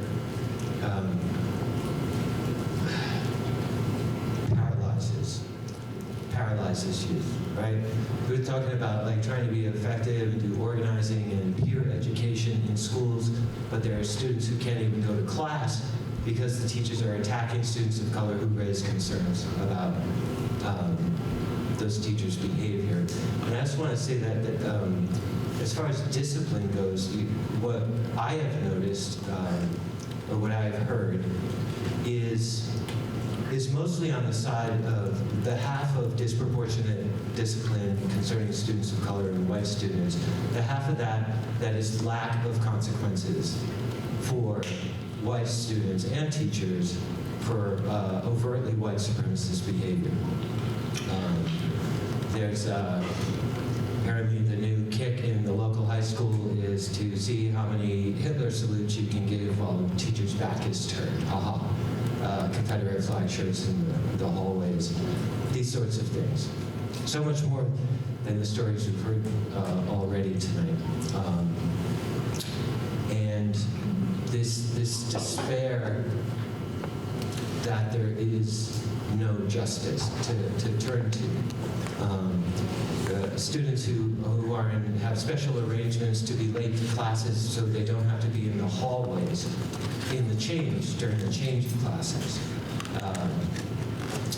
because of the overt harassment that is not being dealt with any other way. Turning to restorative justice circles, other disciplinary practices, administration, etc., and getting nothing except the harassment and bullying becoming worse. Teachers and students getting off with an apology and a promise to maybe get their act together somewhere off on the side on their own because there's no programs to professional development or student education programs that the school is doing to help them get their act together more. So, and it keeps escalating. On the subject of turning to authorities, so within the school you've heard, turning to teachers, getting nothing, and going up to the administration, getting nothing, or worse than nothing. I, as a cisgendered white man, get plenty of justice when I call the police. And I have often, and I will say callously, counseled people of color, youth and adults who are facing racial harassment, and to, oh my goodness, go to the police. And until, and in each place I live, which has been quite a few, I end up usually through one of these incidents where my panic response is, oh my goodness, you need to take that to the police, you should call the police, or go to the administration of the school or something. I am continuously and repeatedly educated on how authorities, including the police, deal with people of color, transgendered people, and victims of sexual assault. And as that education proceeds, I realize that it's incredibly, incredibly callous to counsel anybody facing these discriminations to just walk, just go to the police, because it's often, the abuse that you suffer by reporting to authorities does not stop. Anyway, the ultimate, why I'm really up here is because as I observe in these youth, often, I mean, one time is too many, but certainly all too often, where they're at the moment is often just wishing, like the only thing they can think of is that they do not want to be who they are. All they can think of is, I wish I were, not transgendered. I wish I were not a person of color. And to hear that is to be hearing that they wish to annihilate themselves. If there is an immutable fact of their being, of their identity, and all they can think of is that this lack of justice for the continuous harassment and attacks they face, that the only way out is to no longer be a person of color, to no longer be gay, And because that cannot change in reality, that is a wish of self-annihilation. And whatever has to be done, whatever should be done. I hear about a lot of, I've heard, oh, well, there's policies in place in the state schools. I mean, yeah, school administrations have these policies. My question is always who enforces those policies? You know, if the school administrators are obligated to do that, who does them? If the school boards are the ones that they are held accountable, who is the school board held accountable? You know, like there's, as with any law, enforcement is usually a big issue. A lot of laws exist and have no enforcement mechanism at all. And the last thing I'll say about disciplinary procedures is that I moved here. I'm part of a progressive community here that really advocates for restorative justice circles, and I'm learning. I'm not the patient type. To me, a teacher is as racist as the story as I've heard. They're not at school the next day. What makes it worse is that when you go to a restorative circle, and as I said, all they get is an apology. Yeah, I don't have a big ending. That's what I think. Thank you. Hannah Jones.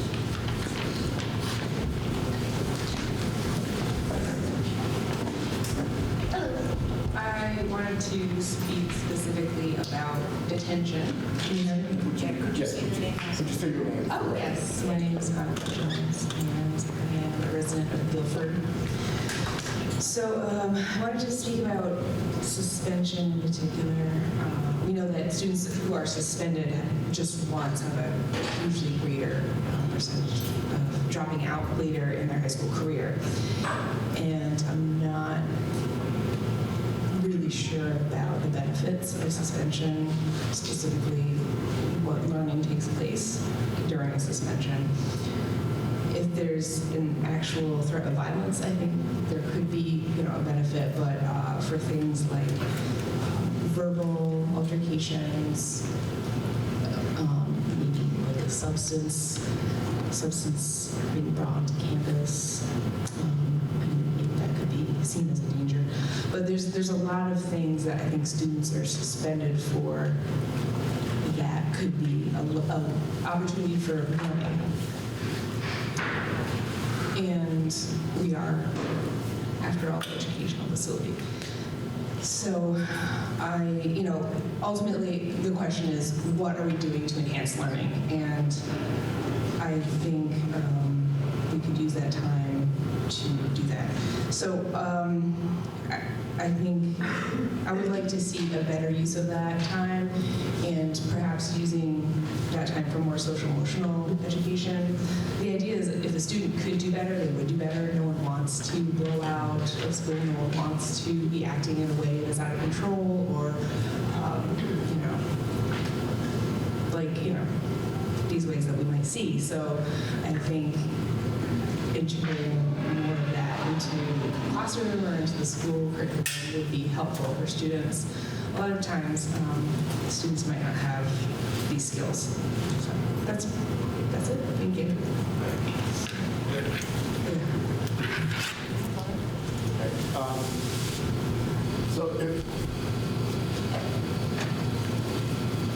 Would it be your thought that all suspensions should be suspended forever? No, I think if if a student brings a weapon to school and there's a threat of violence, I think there are significant or egregious situations that a suspension is appropriate, but I don't think that. I think they're handed out more casually than is necessary, and I don't see them as learning opportunities. I see them as perhaps punitive, and I don't know what learning's happened during those times. And because of the increased risk of dropout after them, I see them as a huge risk for the student and for your community, and ultimately the student going forward. Like what's going to happen for them?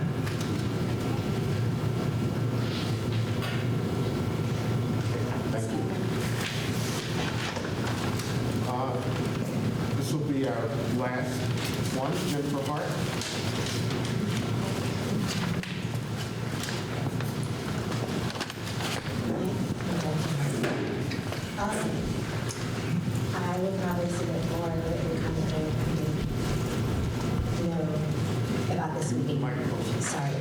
better? Okay. Basically, I just wanted to speak to my child's experience. He has a disability, and in the early time before it was clear what was going on with him, he had some very disruptive behavior at school, and he was very young. He was 5 and 6 years old. We had a very difficult experience with the school in terms of their ways of responding to his behavior, and he was not really met with understanding and experienced a lot of punitive responses to him, including isolation from peers and isolation from his learning environment, really, without a comparable plan for him to have access to learning. We had extensive meetings with the administration of the school and the special education administration, and ultimately went to mediation with the state to try to have his needs met appropriately through the school, and that was not a thing that ended up happening to our satisfaction. So that's sort of a global description. We really made every effort to partner with the administration and school representatives, and it was a very difficult, ultimately traumatizing experience for my child, and a difficult experience for our family.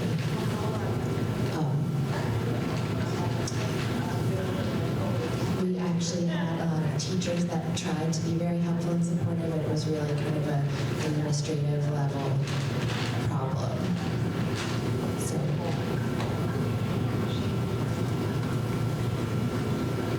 All right, I have a couple of questions. One is, there have been a couple of speakers this evening that have, maybe I shouldn't be reading between the lines, but I get the sense that there's some administrators that use suspensions and discipline in a narcissistic way. To what extent is that a reality from your experience, that there's that being punitive feeds some sort of emotional need on the part of an administrator?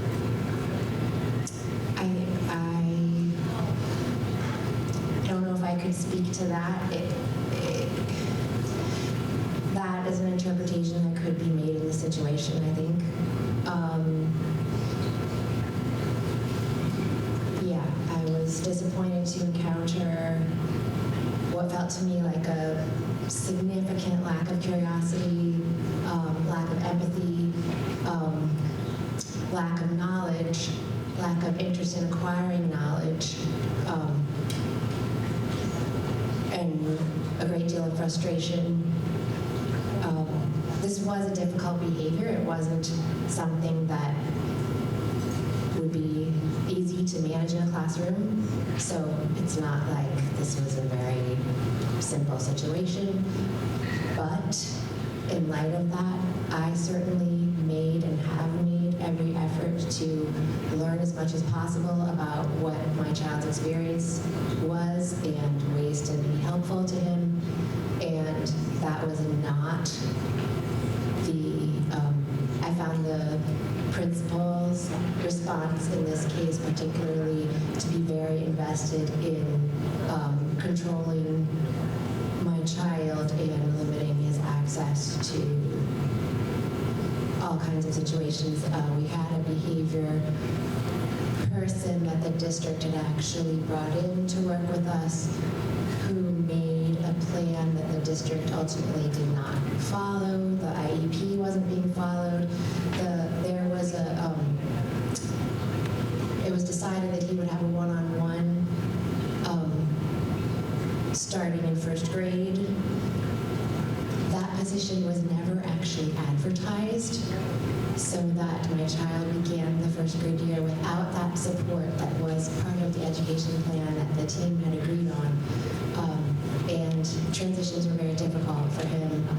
He was then in a position, the school then had put him in a position by not advertising or finding a consistent person to do that role. He had to experience many transitions in terms of who the assigned person was that was supposed to support him in the classroom. They had, I mean, I could go on. Sure. But would you speculate about his or her motivation to not provide you with what it is you expect to be delivered?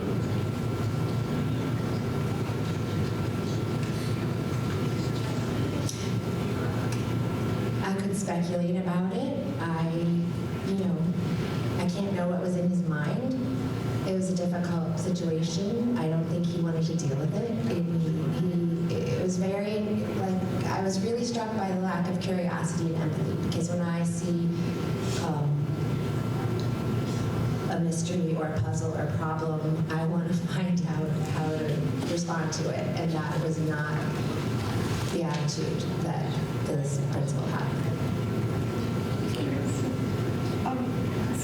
It's possible that I didn't understand, but I just want to clarify. You said that your child was given punishment, right? So what kind of punishment is given to a 5 or 6-year-old child?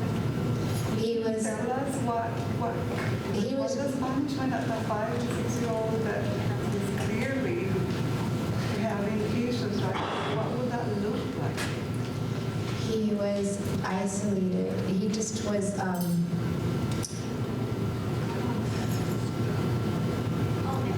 think these were attempts to manage his behavior, but they weren't relational. They were very isolating. He was at one point, he was in a room with some other children that had some developmental difficulties as well, but it was very bare. There weren't books. There was one adult there, but there weren't books or toys or, it was a pretty empty room, and this is a child that should be in a classroom setting, not in a sort of bare space. For him, reading was very soothing, and he was a very early reader. The plan that the school discipline person who was managing him at one point would sort of try to take away reading from him because he wasn't following the plan of the class, but he would read quietly. If he wasn't reading, he was much more likely to be disruptive. He wasn't met with an individualized approach, even though he was identified as needing a special education and individualized education plan. The behaviorist who they asked us to work with made this one plan for him that wasn't enforced, and they had a different person make another plan that was much more punitive, and if he would have a difficult behavior, he would be missing recess and not allowed to go on school events, and there was an end-of-the-year party that he was kept in a separate room instead of being part of his class. Excuse me. He was also, one time he was sent home early repeatedly. My husband went to pick him up one time, and he was kind of alone in a room with the discipline person. And he was very dysregulated and crying. The person wasn't interacting with him at all. It was just sort of like waiting for him to calm down or stop or something. So, yeah, I feel like those kinds of experiences really, they also affected my child more than I knew or realized at the time, and unfortunately did nothing to abate any of the behavior. It made him much more anxious and much more reactive. answer your question at all. Yeah, thank you. And is your child still in the school system? No, I actually removed him from the public school and homeschooled him for some time. And he is now in an independent school. I wasn't able to, our mediation with the school district was not successful.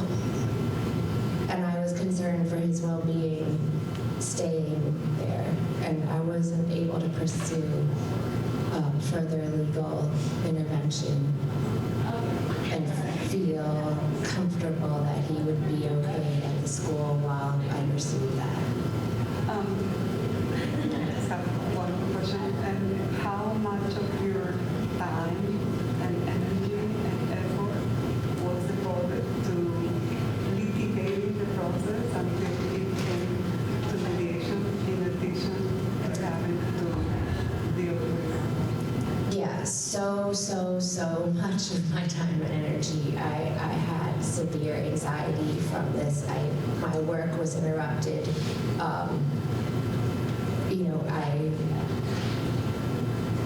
It was very disruptive to our family. I couldn't quantify the amount of time, but it really affected. I had a lot of meetings with the school, but I also got calls at one point nearly daily from the school. So it was very disruptive, and my own worries about how my child was doing were very disruptive to my ability to work and be present at my job, I guess. On the mediation, the process of trying to resolve it at the lowest level, through the special education unit, teachers, then it came up to the school board and then up to the state, or? It didn't come to the school board. If the IEP isn't being followed, you have the option of, this was a few years ago, so I can't remember. Jumping up to the state level, rather Yeah. than going through all the... Yeah, and we had to submit a form. We wanted to have him we wanted the district to pay tuition for a place where his needs would be met more effectively, and that didn't happen.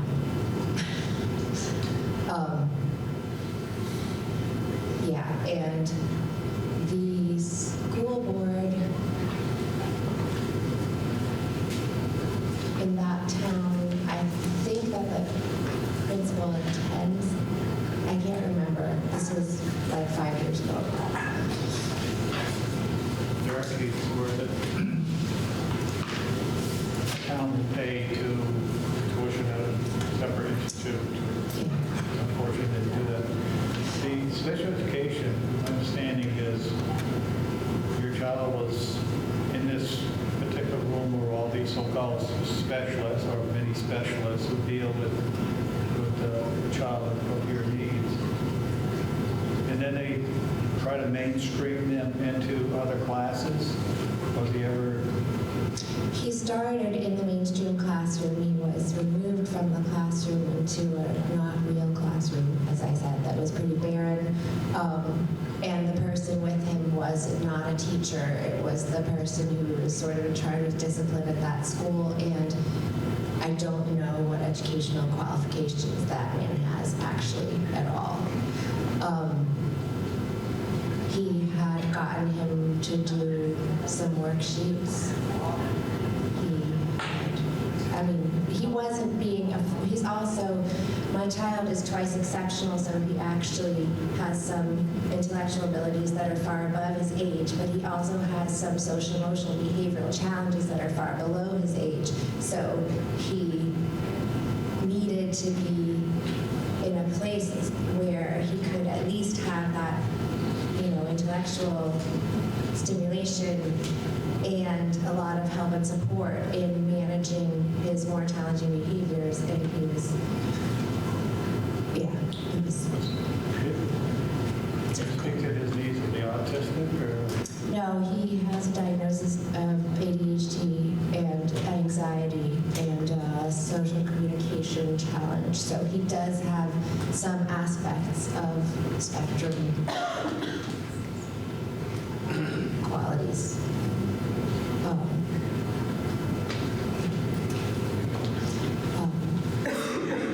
Yeah, it was just.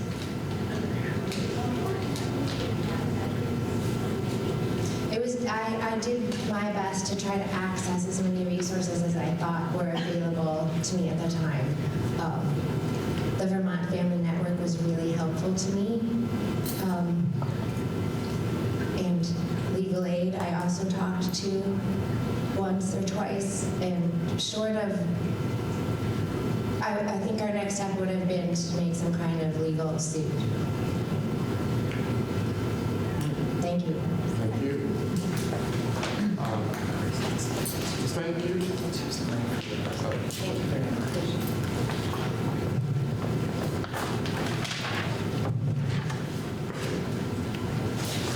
So thank you. This brings us to the end of our community forum. I thank each and every participant. This evening has been tremendously informative, and on behalf of the entire committee, I thank all the presenters for sharing your time, expertise, and experience with us. As I said earlier, the record for this briefing shall remain open until April 1st. Anyone who would like to submit materials for commission consideration, anyone who would like to submit some materials for commission consideration may mail them to the U.S. Commission on Civil Rights Eastern Regional Office, 1331 Pennsylvania Avenue Northwest, Suite 1150, Washington, D.C., 20425, or email them to ero@usccr.gov. And with that, we'll close